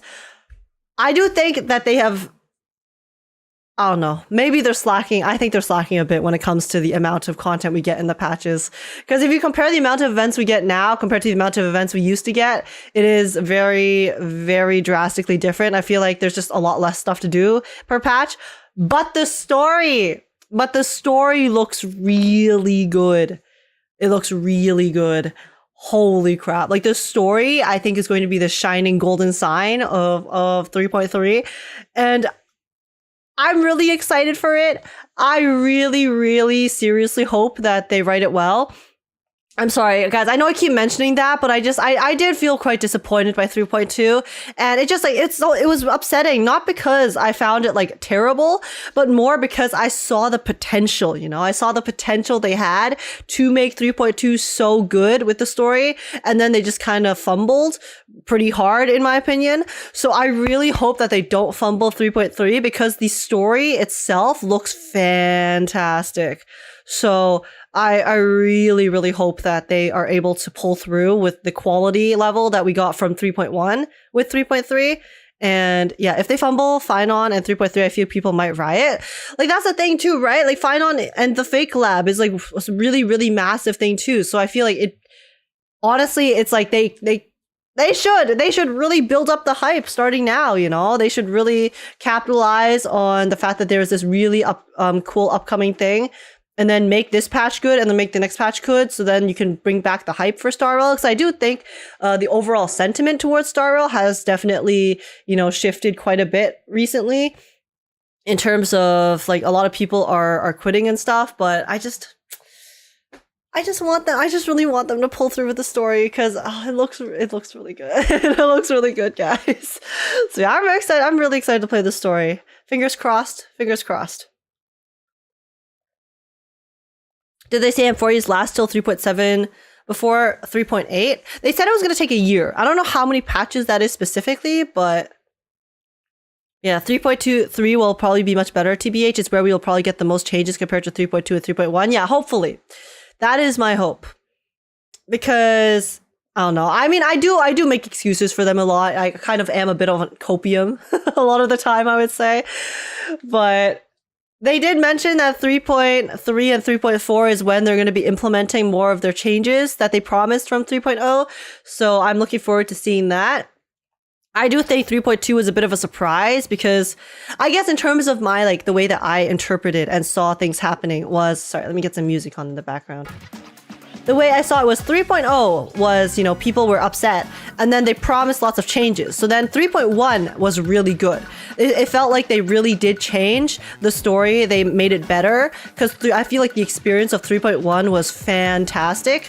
And then, so that's why it was surprising because like in my head, right, it's like, okay, they've started to change for the better, right? They've definitely started to improve their story, improve the overall experience. And then it kind of like went backwards with 3.2 and I was like, bruh. So I was like, what happened? 3.1 was so good. Why are we like going back to like kind of like mismanaged story writing, you know? So yeah, we'll see. We shall find out when 3.3 comes out. I was okay with 3.0. 3.1's very good. 3.2 was kind of okay. They did Anaxa dirty. Oh my god, yeah. They did Anaxa so dirty, bro. Like, Anaxa, I think, was such a fun character. And I think the stuff that Anaxa revealed was also really interesting. But just the way they wrote his entire thing was so bad. They literally told us everything we needed to know from Anaxa in the first section. And then proceeded to just like filler. Use him for filler for the rest of the mid part of the story. And then brought him back for like a scene at the end, but like the scene at the end didn't even really teach us anything because we already knew everything from the first scene that they told from the first part of the story with Anaxa. So I was so surprising because like I felt like 3.0, you know, like extra excessy bloat aside, I felt was pretty good. You take out the excess bloat in 3.0, and I think the writing was honestly pretty fine. Pacing, everything, characters, it was pretty decent. But just like 3.2 is just so like, it felt like it was written by someone who just doesn't know how to write a story. It felt like different people wrote a Noxus section and Castorice section, and then they just like basically they just like washed their hands of everything that wasn't Castorice. So yeah. But yeah, that's how I feel about 3.2 personally. Like the inconsistency in 3.2 made me actually, I think, enjoy 3.2 less than 3.0. Personally. Because like as a player, it felt like 3.2 was just really, they just do not give a shit about half of it, and they were like, okay, we're gonna shoehorn everything cool into this one section, but the rest of it we really don't give a flying fuck. Is how it felt for me to play as a player, which made me upset. Versus 3.0 was like, you know, they obviously had bloat, but it still felt like a cohesive story at least, you know. So that's like my general sentiments with regards to those two patches in particular. So like my ranking so far would be 3.1, 3.0, and then 3.2 in terms of Amphorius. Because of those reasons, but yeah. Like I think the build up in 3.0 was honestly really good, but like 3.2 just like the build up was honestly non-existent, so it just did not land. Everything that built up in 3.2 was not for like the patch of 3.2. It was for 3.3. So like they lore dropped on us in 3.2, but that was it, you know? Like they show like I liked Castorice's cutscenes and stuff like that, but because the build up, there was no build up for the rest of it. It was just it didn't land. It just didn't land for me as a story enjoyer. So it was a bit disappointing. Only the second half was good. First half I forgot, which is not particularly what you want for 3.2. Yeah, first half, second half were completely different stories. That's how it felt to me. They only lore dumped in the first half. They lore dumped at the very beginning, and then after the lore dump, they proceeded to give us a whole bunch of nothing for the middle part, and then at the end of the story, they gave us like all of the cool like budget, like with the cutscenes and stuff.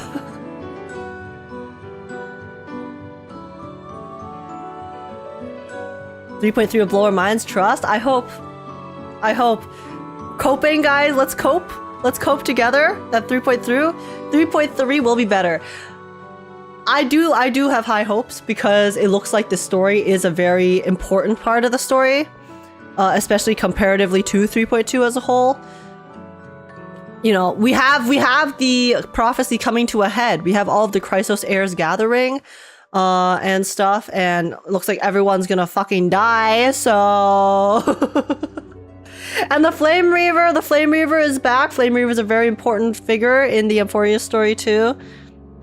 On top of the fact that we got that like lore information at the very end of 3.2 with like Herda and the dude with the Lord Ravager. So that piece of information will completely shift our perspective on Amphorius, I think.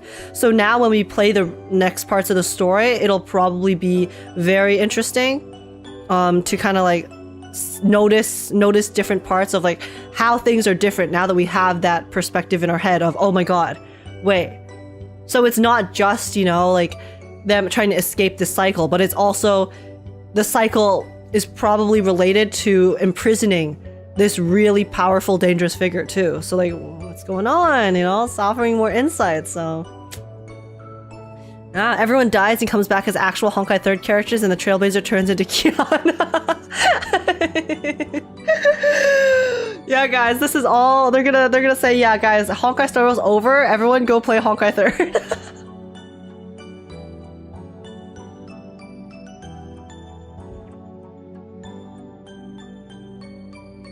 Honestly, I think you can kind of tell from the trailers as well. The 3.2 trailer didn't move me at all, but 3.3 seems hype. Yeah, because 3.3 looks like it's like the end of the story, you know? It looks like it's all the characters coming to a head.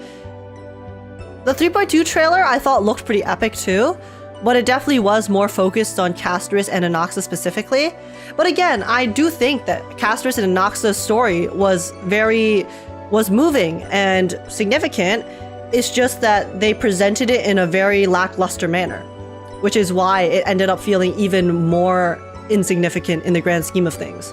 So that sucks, because I do really like Inoxa and Castorice as characters.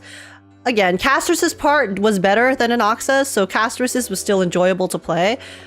I was just so upset. They actually did Inoxa so dirty, guys. Like, Inoxa was so cool in 3.1. They introduced him as such like an interesting character in 3.1, only for them to completely like wash their hands of him in 3.2, which was his patch. So I was like, come on, that sucks, bro. I was getting so invested in him and the potential for him to do like really interesting stuff in the story, and then it's just like, what? They better not give Cipher the Pardophilis treatment. If you know, you know. I don't know. And I don't want to know, because probably spoilers, but Pardophilis is, I'm assuming, the Cipher altar for Honkai 3rd?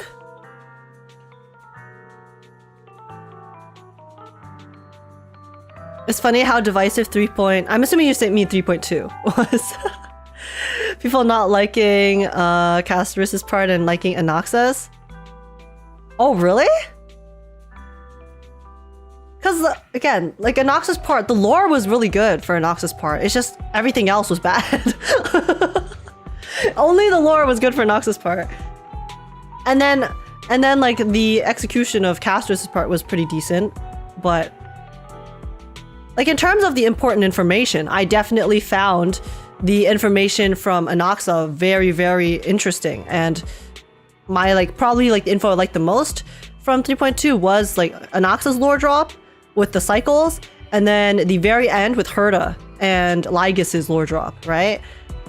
It's just that, but like it was exactly that. They were just lore drops. So rather than actual lore building, which is what sucked. Found you in the wild. Oh, what's up, Power? How's it going? It's not action heavy, which is fine, but the lack of visual engagement is a... Yeah, I don't need a story to be like all action, right? As long as it's written well. Like, guys, I am a reverse 1999 enjoyer, okay? Reverse, honestly, the action...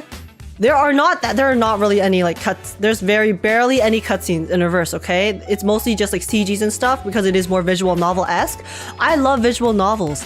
I love them very much. I don't need everything to be action. I don't need everything to be constantly like, you know, like zoomer brained action energy. But I do need the writing to make sense and be consistent, which it was like, consistency is the last thing I would call 3.2.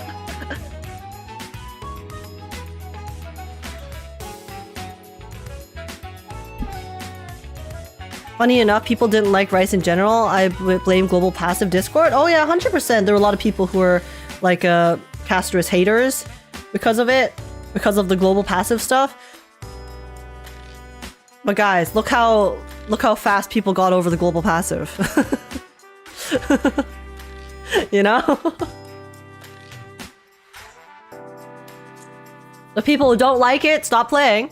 The people who don't care are still playing, so...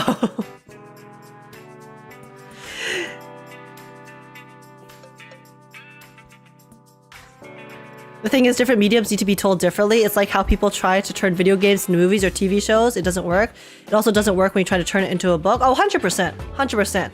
Like, I do think that a game like Star Rail does need a lot more visual stimulation compared to a game like Reverse. Because Reverse is very, like, visual novel-esque in terms of its storytelling. So it is definitely a lot less intensive on making, like, animated cutscenes and things like that.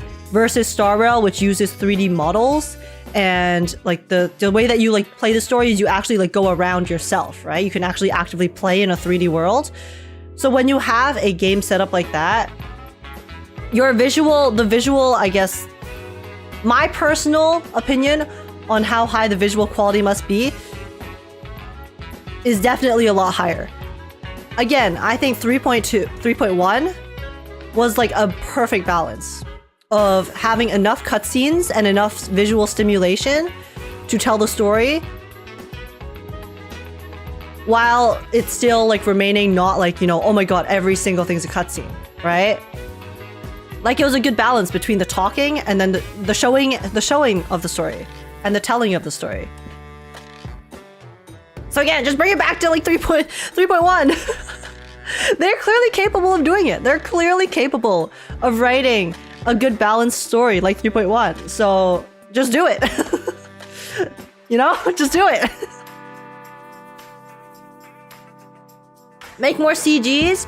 If you want to break up the talking heads, again, a very easy way to do that is make more CGs, right?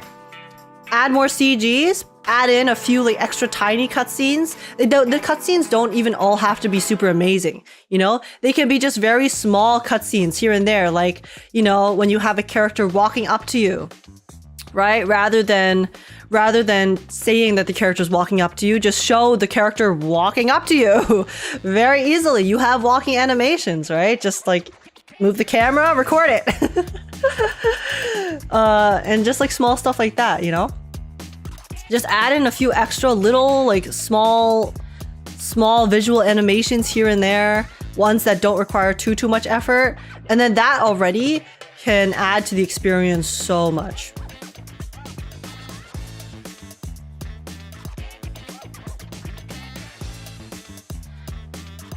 Wua executed it well, they've improved. Yeah, like Wua, here's the thing. There's things I like about Wua's story, and there are still things I don't like as much about Wua's story. I think Wua's visual presentation is fantastic, okay? They have improved so much. I mean, honestly, Wua's visual presentation has always been pretty good, but they have improved immensely in the new stuff. The writing has also improved a lot, which I do like. But there are still things about the Wua story that I prefer, like, I guess, Star Rail over Wua. Such as, I like how, especially with Amphorius, it does feel like they are building up the characters throughout the story rather than only focusing on them for one patch. Compared to a lot of the Wua stories feel a bit isolated patch to patch. You know what I mean? Like they have the characters show up for one patch and then you're involved with the story and then they kind of like disappear forever. Like that is one thing that I really do hope Wua maybe is able to kind of like step a bit away from in the future, involving characters outside of their patches. I think that would be nice. And I do think sometimes the Wua story is honestly a little too fast for my preferences. I know that's a very hot take, most likely, because people love how short it is. But I do like when there is a little bit more build-up towards things. So I think for me, it's like if you extend the Wua story by like half an hour, like overall, and have a bit more build-up towards certain things, I think that would be like really, really good for my personal tastes. Again, I do think Star Rail does it way too long, okay? They have way too much. So like Wua, I think Wua needs to extend a little bit, and I think Star Rail needs to cut back a lot. So like there isn't really like a perfect balance for me at the moment if I'm comparing these two games. But yeah, like it definitely does like a lot of things super well, I would say, especially with the newer patches. So that's why I've been so into Wua lately, because I've really enjoyed how much they've improved their overarching storytelling and story writing. Yeah, Wua's endings often feel unearned. Yeah, like I really liked the most recent patch, the Cardathia one, like the most recent story patch with Cardathia and Cantarella. But like sometimes it just feels like it happens so quickly, you know? So I'm like, oh shit. Like after it's done, I'm like, whoa, that was like so fast. You know? So if there was like a bit more build up in the middle, or like they let us kind of linger a bit longer on certain moments, it would be nice. They've gotten better. I think the newest patch was already like, you know, so much better than the Shorekeeper one. Guys, I'm sorry. I really did not like the Shorekeeper patch. But you know, there's always room for improvement. And it seems like, you know, they are doing a very good job at improving overall. So hopefully they can keep up the momentum on the WUA side of things. And hopefully StarRail can, you know, come back. You know, they can bring back the potential and the quality that they have proven that they're capable of providing. So, yeah.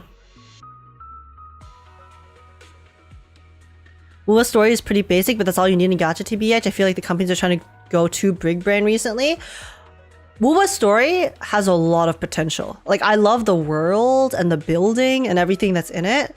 I think that the world itself in WUA is a lot more unforgiving, and there are a lot more stakes overall compared to some of the other gacha stories, I would say.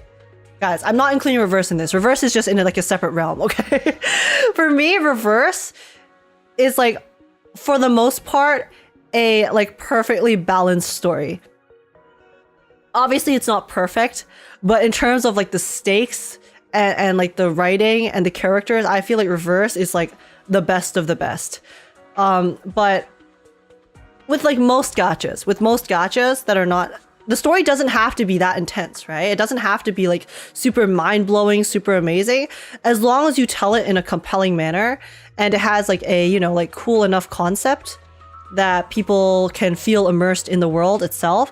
Like, I like WUA's world a lot because it has been set up in a way that is very unforgiving and has a lot of stakes to it.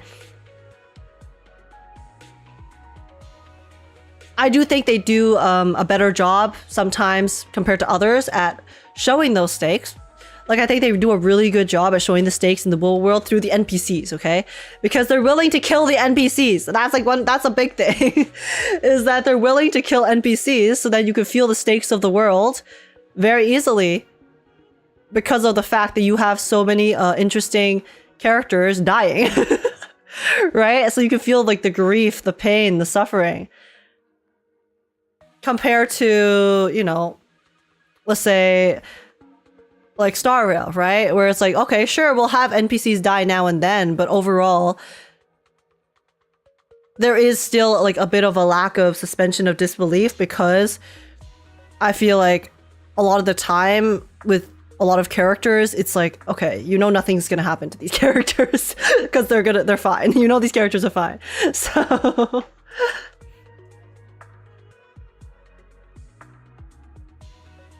but yeah, like a story doesn't have to be super like tragic, super intense for it to be good. It just needs to be told well. Marvel level plot armor. That's why I'm so insistent on the fact that it would be nice if they could kill one character in StarRail. As long as you kill one, that opens the potential for any future character to possibly die. Even if they don't end up killing other characters, once you've crossed that barrier a single time, I can then believe that there is the possibility that a future character could die, you know?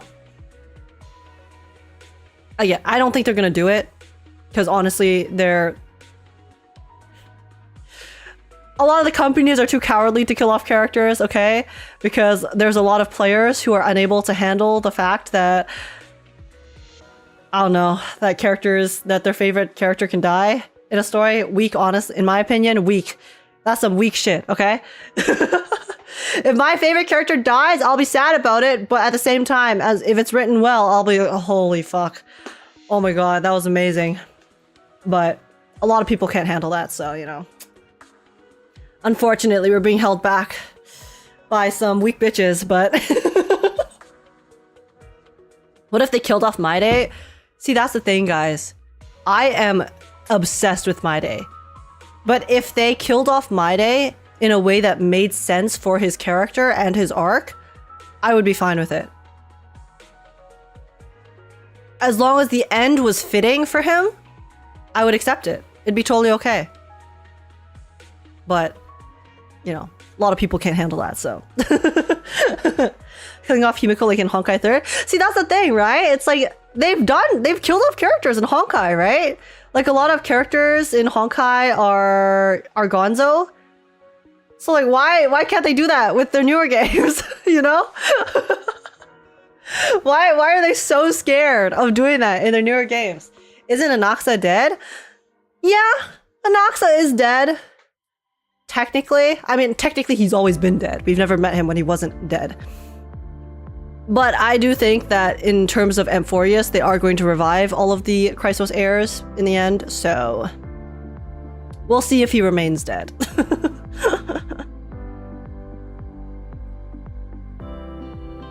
Cocolia is dead? Yes, but Cocolia is not a playable character. And also, Cocolia was 1.0. The only characters that have died since Cocolia were Misha and Gallagher, which I do think were very, very good. See, that's the thing, okay? The fact I'm actually really, really obsessed with Misha and Gallagher's characters and their role in Penacony. A lot of people didn't give a flying fuck, okay? But I personally think that Misha and Gallagher's stories were so interesting and so compelling and so sad. Do you know why? Because there were actual consequences to the things that occurred to them. There were consequences, there were stakes revolving around them as characters in the Penacony story, which ended up with them essentially, you know, dying, right? So then their entire arcs were so emotional and so compelling because they made sense, and then they also, you know, ended up kind of being like pseudo-sacrifices for the things that happened in Penacony.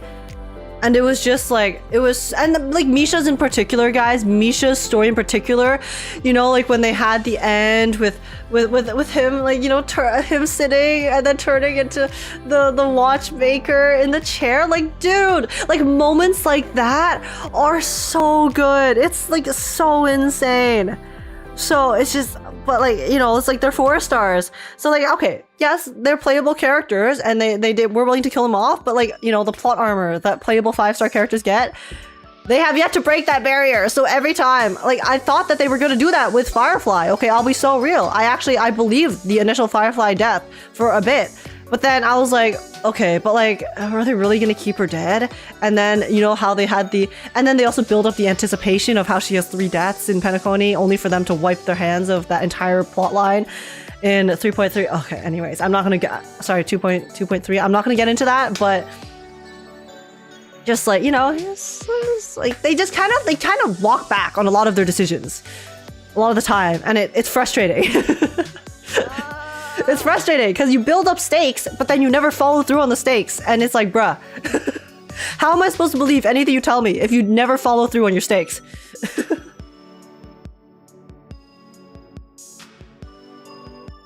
And thank you so much for the follow, Scrumgus Bungus. Cool username. Welcome in.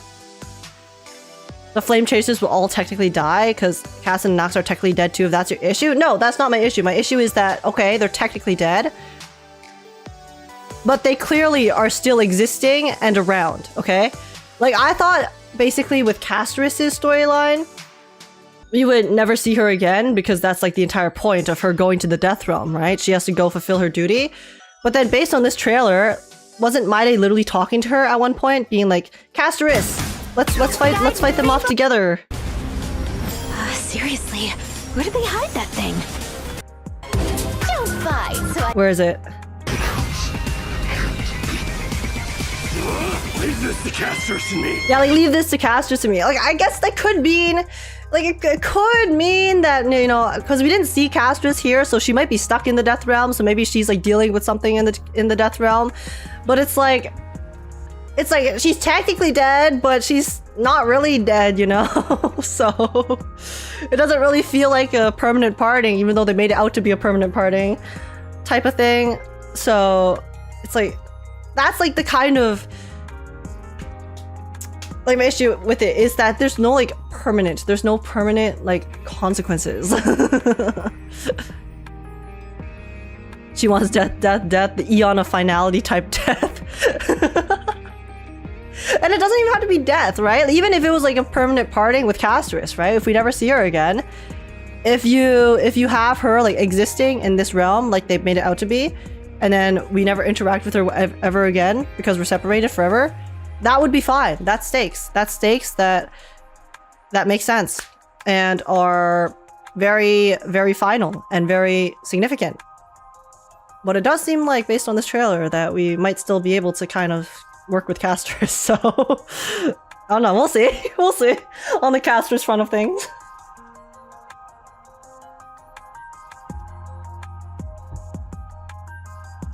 You know, when Danny goes IL, he means business. I'm so excited to see that.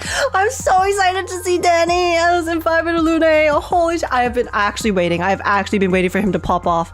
Like, he's been resident sleeper, okay, this entire time.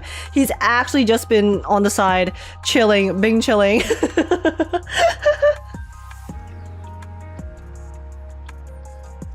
Oh, they were getting all the Tribioses back. They'll see that. Okay, no, that's actually a good example. That's a good example. I really like Trian. I like what they did with Trian's arc, because I do think that Trian's arc and Trian's death and all of the other Tribioses, those deaths feel permanent. Like those I guess endings feel permanent. Okay, so when Trian passed away, and the fact that they haven't like actually found a way to bring her back yet, that is significant. That is a stake that felt conclusive to me. So I actually really enjoyed. That's why I get so sad about Trian, because something actually happened there. You know, something actually happened, and we lost a friend. We lost a companion because of it, due to a very tragic manner. So yeah, actually no, good example. Trian's character arc and that entire thing, very well done. I love it. I love it. Okay, so yeah, I guess they are capable. But once again, you know, we do still have the other two Tribioses, right? So the character itself is still technically alive. So, you know, like, but I do think if they can do more stuff like Trian's, right, then that is like very, very good. Very good. I don't think they will get revived in the end, except you're counting being a Titan is getting revived. I don't know. I don't know how they're going to deal with the whole reincarnation cycle type thing, because the prophecy says that all the Chrysos heirs are gonna die, like permanently. See, here's the thing. Okay, if they actually do follow through with that, if they follow through with, okay, the Chrysos heirs die and then become the next Titans, but then the next Titans obviously are unable to retain their memories and become essentially new people, right? I think that is significant enough stakes that I would be satisfied. Sure, they might not technically be dead, but the fact that they lost their identity and became the next cycle of Titans, we have, in a sense, lost our friends and our companions. So that is a stake that I think would be followed through on if they do go down that path particularly. So I would be okay with that. I'd be totally satisfied, even if they're not technically dead.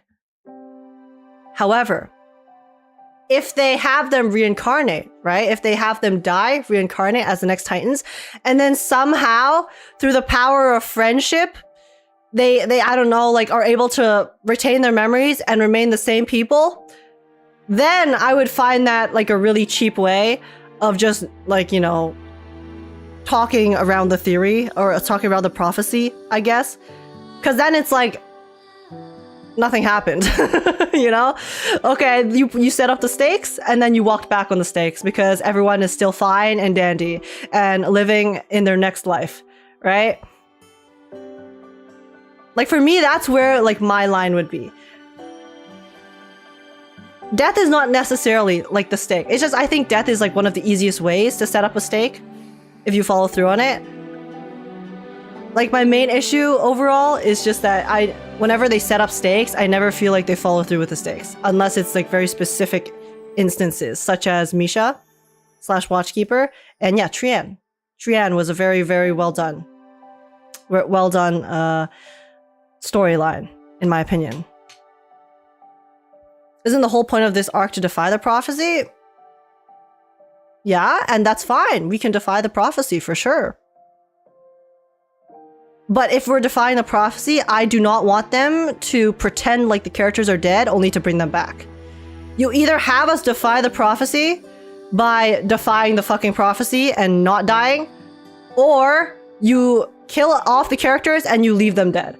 I just hate the idea of killing characters and then bringing them back because it's so stupid. It's like, just don't kill the characters at that point. It's like such a cheap way of making a happy ending, you know?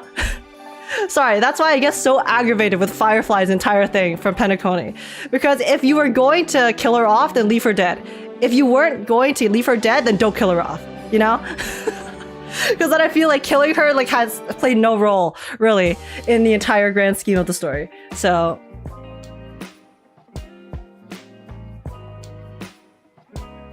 I don't mind fake deaths as long as not every single one. Yeah, but so far, most of them have been like almost every single one for the fake deaths, so... Here's my sacrifice. Ah, by the way, I'm back, guys. Yeah, that's one of the reasons why I disliked the whole Shorekeeper story in WUA, is because it's like they killed her off, they had her sacrifice herself, and then the next scene, we go and save her. Like, hello? And then they were trying to explain away, oh, why, like, how did they fix the thing that she was sacrificing herself for? They're like, oh, it just fixed itself off screen. And then we're just supposed to believe that Abby's the one who fixed it, even though Abby showed up for a single scene in the entire story. Like, that is the reason. That, like, what I said just now is the entire reason I hated Shorekeeper's story in that patch so much. Because the entire thing was just so stupid. It was so poorly written. Like, I do have, like, similar feelings with regards to Cardathea in the most recent story, because Cardathea, sorry, spoiler alert, Cardathea also like dies and then is brought back. But the one difference with that is that in order to bring back Cardathea to life, we subsequently lost the Sentinel, okay? Losing the Sentinel in Rinasida, that is a very significant thing. So in terms of like the stakes with Cardathea's death and revival, there was a heavy price we had to pay for Cardathea to come back to life, which is why I am more okay with the way they did it in Rinasida compared to with Shorekeeper, where Shorekeeper was literally just like they explained it, oh, like Abby fixed it, whatever. Versus losing a Sentinel who was basically kind of keeping Rinasida together. And then now it gives like, you know, now that we've lost the Sentinel, it opens up what the hell the Fraxidus is going to do now that there is a vacuum of power in Rinasida, right? So like that is like the difference between those two particular stories, which I feel like are actually, like if you think about it, are quite similar in terms of like, oh, sacrificing and then bringing it back. But in one of them, there was a price to be paid. And the other one, there wasn't really. So like that's my biggest thing. It's just I feel like a lot of the time in Star Rail, I never feel that price being paid. Because the price is always explained away. For the most part. So I think that's a better way of describing it. Like guys, again, I don't need death, okay? It's just that death is a very easy like way to make that price be paid. But it doesn't have to be death itself. It can be another way of paying the price. It's just that I never feel like they pay the price, so. Jue is not dead. I'm not talking about Jue. I'm talking about the Rinasida Sentinel. What about Cocolia? Are you just talking about Amphorius? I'm talking about like Amphorius and Penacony, I guess, are like the two most recent examples. Again, no. Cocolia, 100% was a very good, guys. Belobog, see, that's the thing. I feel like Belobog, honestly, as a story, is so different from everything past Belobog. I'll be so real.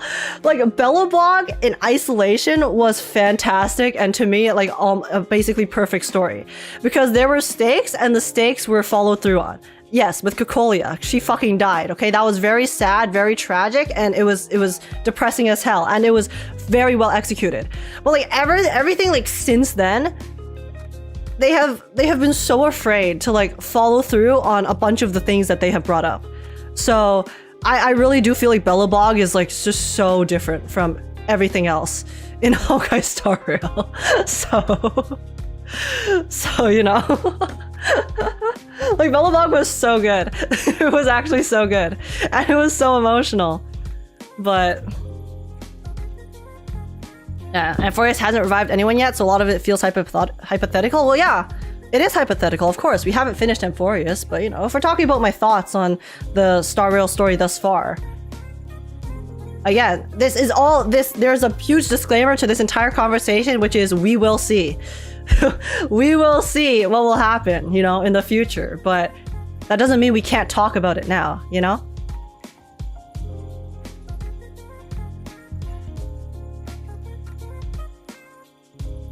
Guys, Belobog was, oh my god, Belobog was so peak.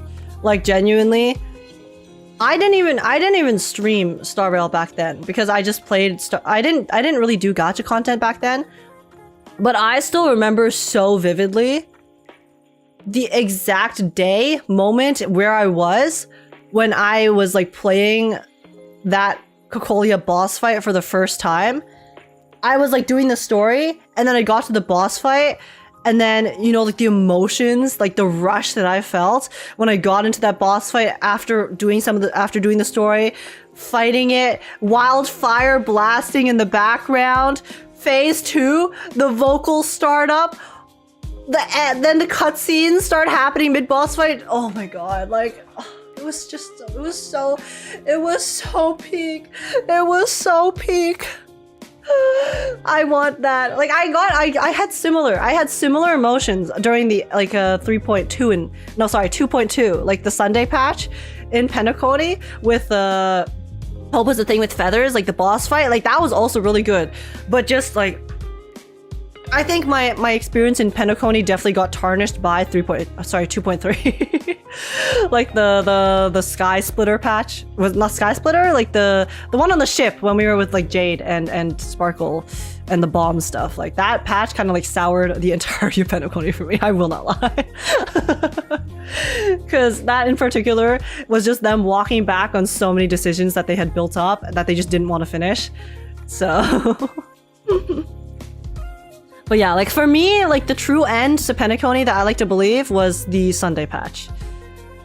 Like I like to believe that Penacony ended there.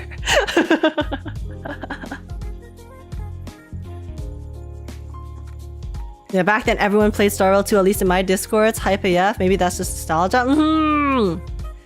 Yeah. Like guys, I still think Star Rail is a good game. I still love it, clearly. You know, I'm still so invested in it, but it's just like now that I'm like trying to like you know, also like talk about things I like and don't like about the story. I just like having these discussions because I think it's cool to think about and discuss with like people who also don't necessarily share the same opinion as me too. Well, it was an epilogue. Yeah, it's an epilogue that I refuse to believe exists in the story. So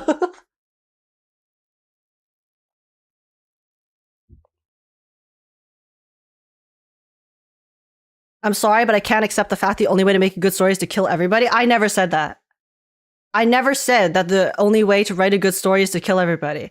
I said that I want the stakes that are built up in a story to be followed through on. That does not necessarily mean that you need to kill everybody. The stakes does not have to be everybody dies. As long as you build up, like my example being like the Wuwa story, you know, like they didn't kill everybody in the Wuwa Cardathia story, but there was a price to be paid in order to bring back a character. And they paid the price, and now we're going to have to suffer for in the future. So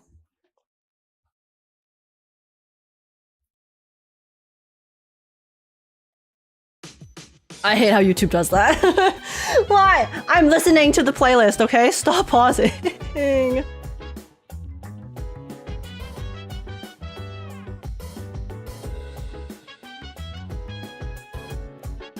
Imagine having discussions with other folks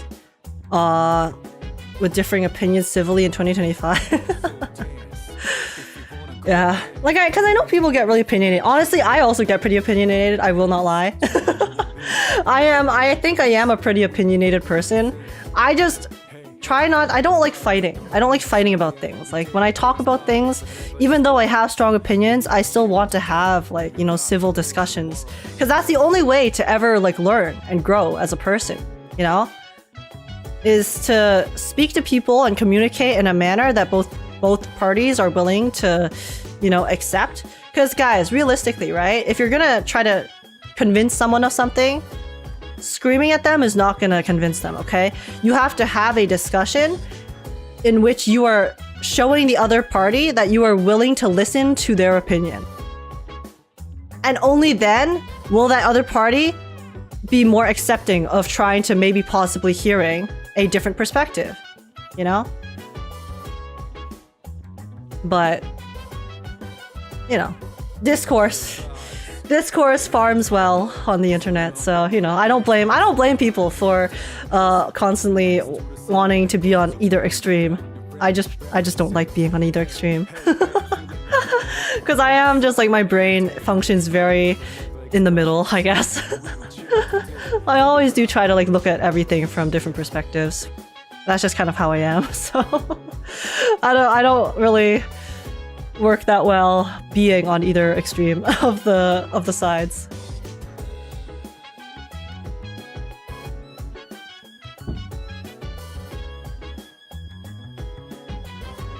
Never got invested in the Horse Imperator, barely showed up, so dying for Cartithia didn't feel as bad or as high stakes as it can be.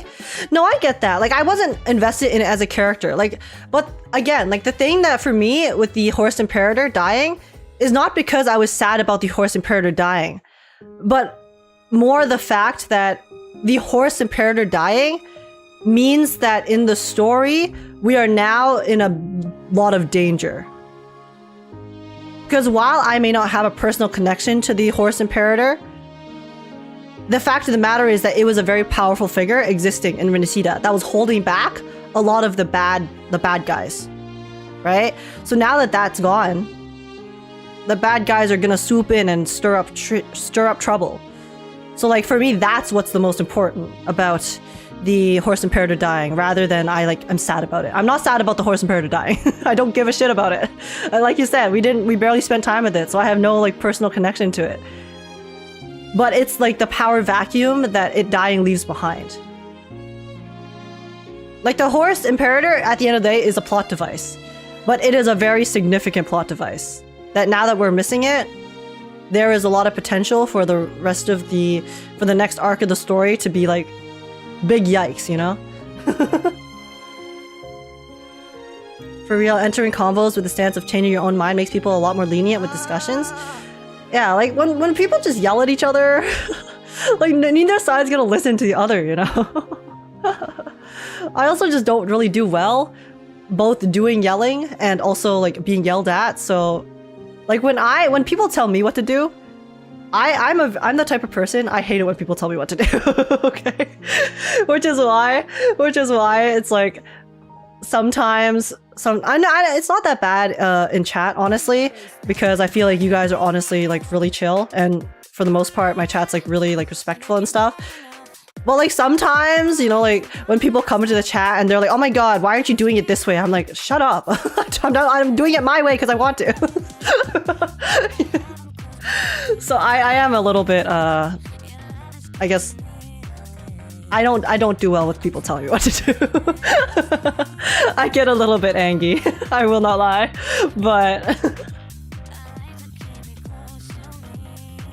I try my best to rein in my temper when because I mean at the end of the day it's just like you know, sometimes chatters are just like, you know, a little bit can be a little bit aggressive, you know. I'm sure they don't mean badly. It's just comes with the occupation, right?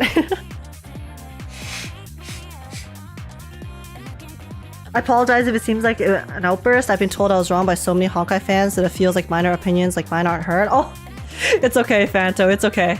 I can totally get that. Like, I mean, I hope obviously that, you know, we're talking about it now, right? Like, again, this is the thing, you know? Sorry, my headset.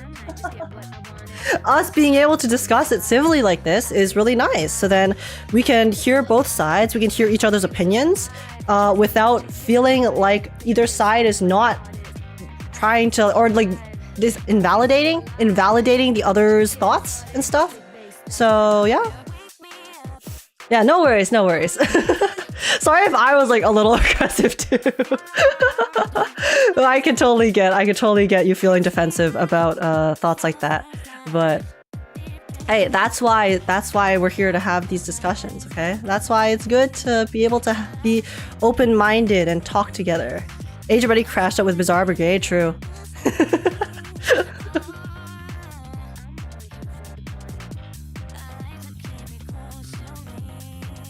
Age crash out arc soon, no CCSA battle royale. Guys, I'll be so real. If I ever like genuinely crashed out, it would be like raised earth type beat. Cause I don't like fighting, and I don't like I will fight if I need to, but I don't like doing it if I can help it, because I think that having a civil discussion with people who are willing to is a much better outcome than, you know, just yelling. But if I ever like truly crashed out, it'd be fucking over. I would actually like just go scorched earth. Because I get like very emotional very quickly, but then I'll like also like chill out from that emotion very quickly too, you know? You know what I mean? Like I can get angry very fast, but then I'll also like get over it really fast. Same thing with like I'll get like really sad really fast, but also like get over it pretty fast type of thing. But it's like, when I like get into that emotional state, it's like so strong.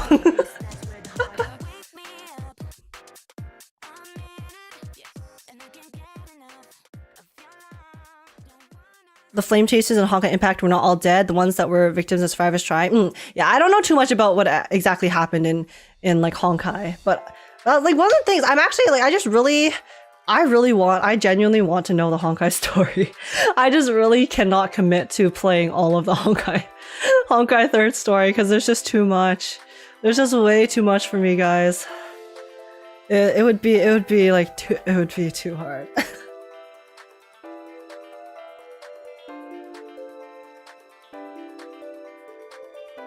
Now, if we're here to experience the events involving the person Acheron and Welch were discussing about when they met during 2.0 updates, that would be interesting. Like, I like the fact that they had the connection to Honkai 3rd. But yeah, but like with Acheron and Welch discussions in Penacony, as someone who hasn't played Honkai, it did feel very like shoehorned in, if I'm being completely honest.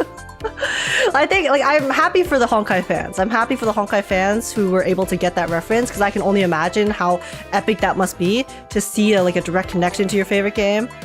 But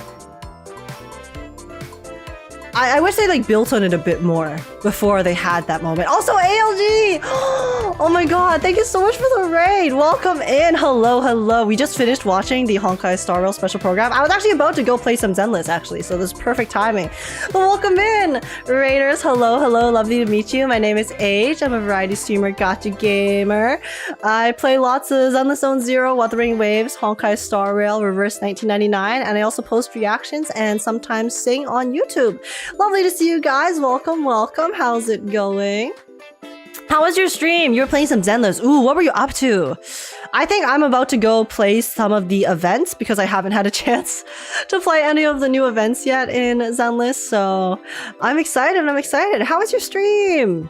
How are you guys doing today? Also, Messica Simpson, well, thanks so much for the follow. Welcome in. Yeah, how is 3.3 looking? I think the story for 3.3 looks really good. It looks like they're actually like, all of the stuff is coming to a head. So I think the story is going to be really epic if they execute it well. The patch itself doesn't have too much content. They only have like 2 events outside of the main story.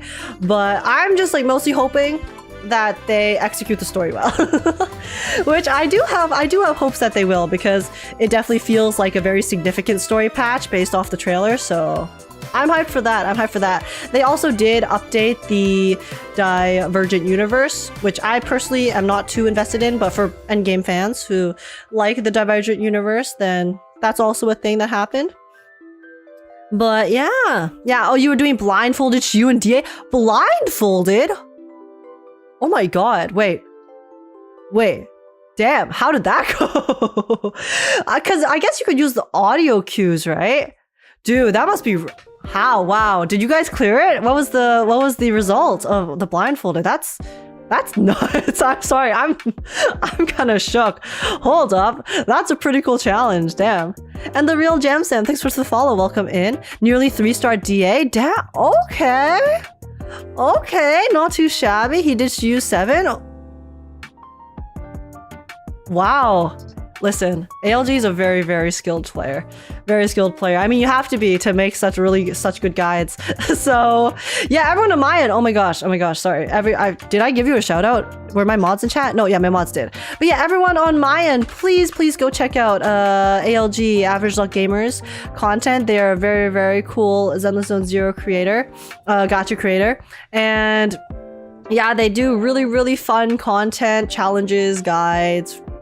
Very, very kind person too. So please go send LG lots of love. Okay, I don't think this the YouTube one really works. So let me get the actual link for you real quick.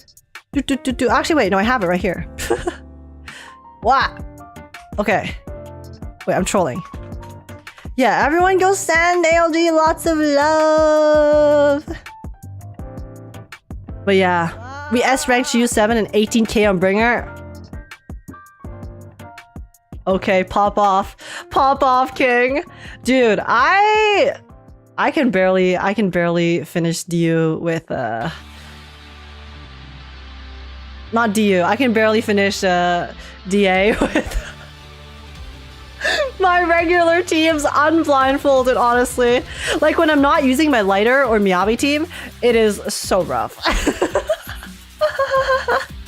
Dio Brando. I saw you reacting to the new Hugo trailer, if I'm not mistaken. Yes, I did in fact react to the new Hugo trailer. I was very normal. So, yeah. I mean, if you guys want to check that out, it's on my channel. I posted the reaction earlier. Yes, sanest Hugo fan is the name of the title, the name of the video. Definitely the sanest Hugo fan for sure. Not so average luck gamer with those skills, exactly. But yeah, ALG, I really appreciate the raid. Thank you so much. I was just about to. We just finished the Star Rail stuff, and I was about to play some Zenless. So let me go do that. Let me go set that up. I kind of want to. Do I want to do a separate stream? Okay, I do. I'll probably split this into a separate VOD. I made the thumbnail anyways. So guys, you have to give me a second. I need to make a separate VOD over on the YouTubes. I mean, I could just keep you guys. Do you guys just want to stay in the same VOD actually? I don't know. Special program watch party, and then we can play some like Zenless after, or should I do Zenless? Oh, I can't decide. Guys, this is the struggle of multi-streaming. I can never decide what to do. By react, you mean Go Feral? Yes, she did react to Hugo's trailer. Listen, can you blame me? He's just too beautiful, okay? Have you tried a Nekomata team for DA? I have not. I have not touched my Nekomata, I'll be so real, because the only thing that I see when I see Nekomata is how upset I am that I lost to her for my 50-50 rather than hitting. So, yeah. I can do aggressive bosses blindfolded. I don't think I can do Bringer blindfolded because he spawns off the side and doesn't approach you. I mean, I think you can... You can get to the character, because I'm pretty sure if you auto attack, your character will slowly automatically move towards the monster, right? I'm pretty sure that's how it happens, how it works in Zenless. So even if the boss or the mob is off to the side, as long as you keep autoing, your character will slowly like inch towards it, I think.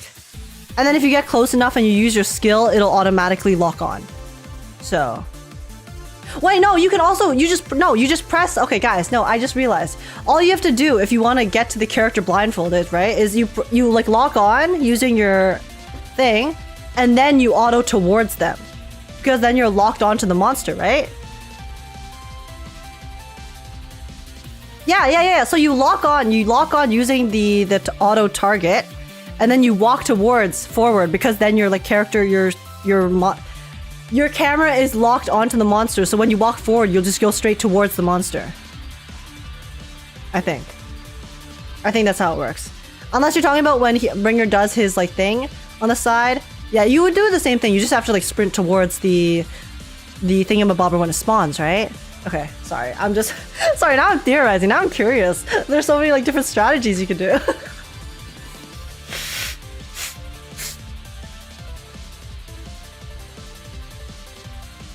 Divergent Universe is so good for lore though. I say as I get all the lore from other people reading it on YouTube. Stop. No, that's me. That's me, like for real. Because I love lore, but I cannot be bothered to find the lore myself. I'll be so real. I'll be so real. Like, Divergent Universe is cool. And I like how they have so much lore in it, but I just cannot be bothered to read it all. So I would much rather just look at other lore YouTubers who will summarize it for me. But yeah. Yeah, anyways. Okay, I will make a new listing for this, so give me a second, guys. I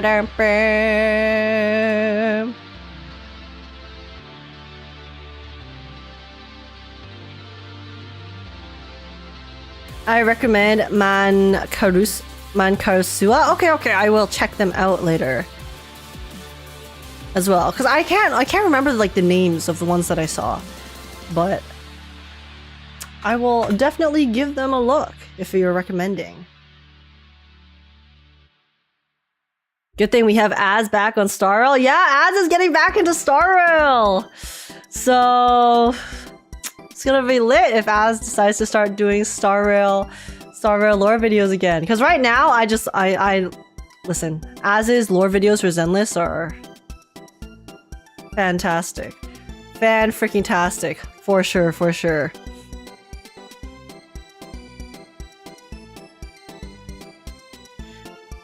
Wait, I need to. Sorry, give me 1 second. Hugo.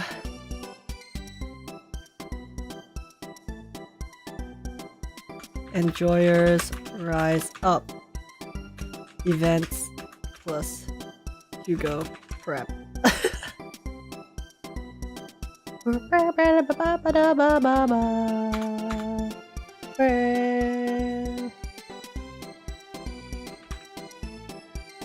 Okay.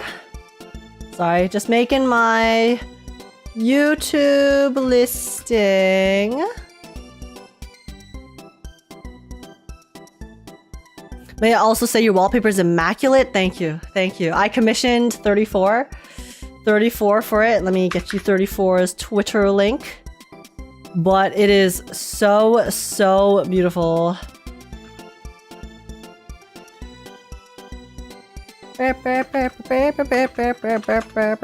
34's art is top tier. They do semi now Cipher work art though, so warning if you are a minor. But yeah, 34. I commissioned 34 to draw me a lighter Lycon outfit swap, and this is the result. And they're so handsome, my boys. Love them to death.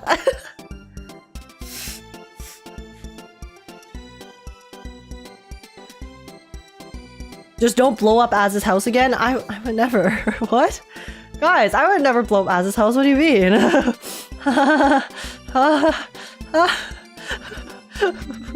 What? What are we talking about?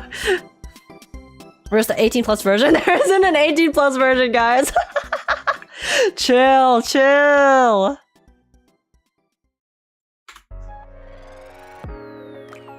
But okay, let's see. But yeah, okay, anyways, guys, the Starrail stuff was really cool. I am going to start playing some Zenless now. I think we talked about Starrail a lot. We had some nice chats, and now I want to play some Zenless Zone Zero. So everyone on the YouTube side, this is the link to the new listing, so I will send you guys over. So yeah, if you guys want to continue chatting, continue hanging out, we'll probably still talk about Starrail stuff, to be honest. I just want to get started on Zenless and do some farming on top of some of the new events. So yeah, we'll take a look. Everyone on the YouTube listing, I will see you guys. I'll send you guys over, but sometimes it doesn't work. So there's the link if you guys need to go there manually. See you on the flip side in hot minute. Twitch side, you guys don't have to move. Wait, let me see. How do I do this again? Okay. YouTube, I'll see you in 2 seconds.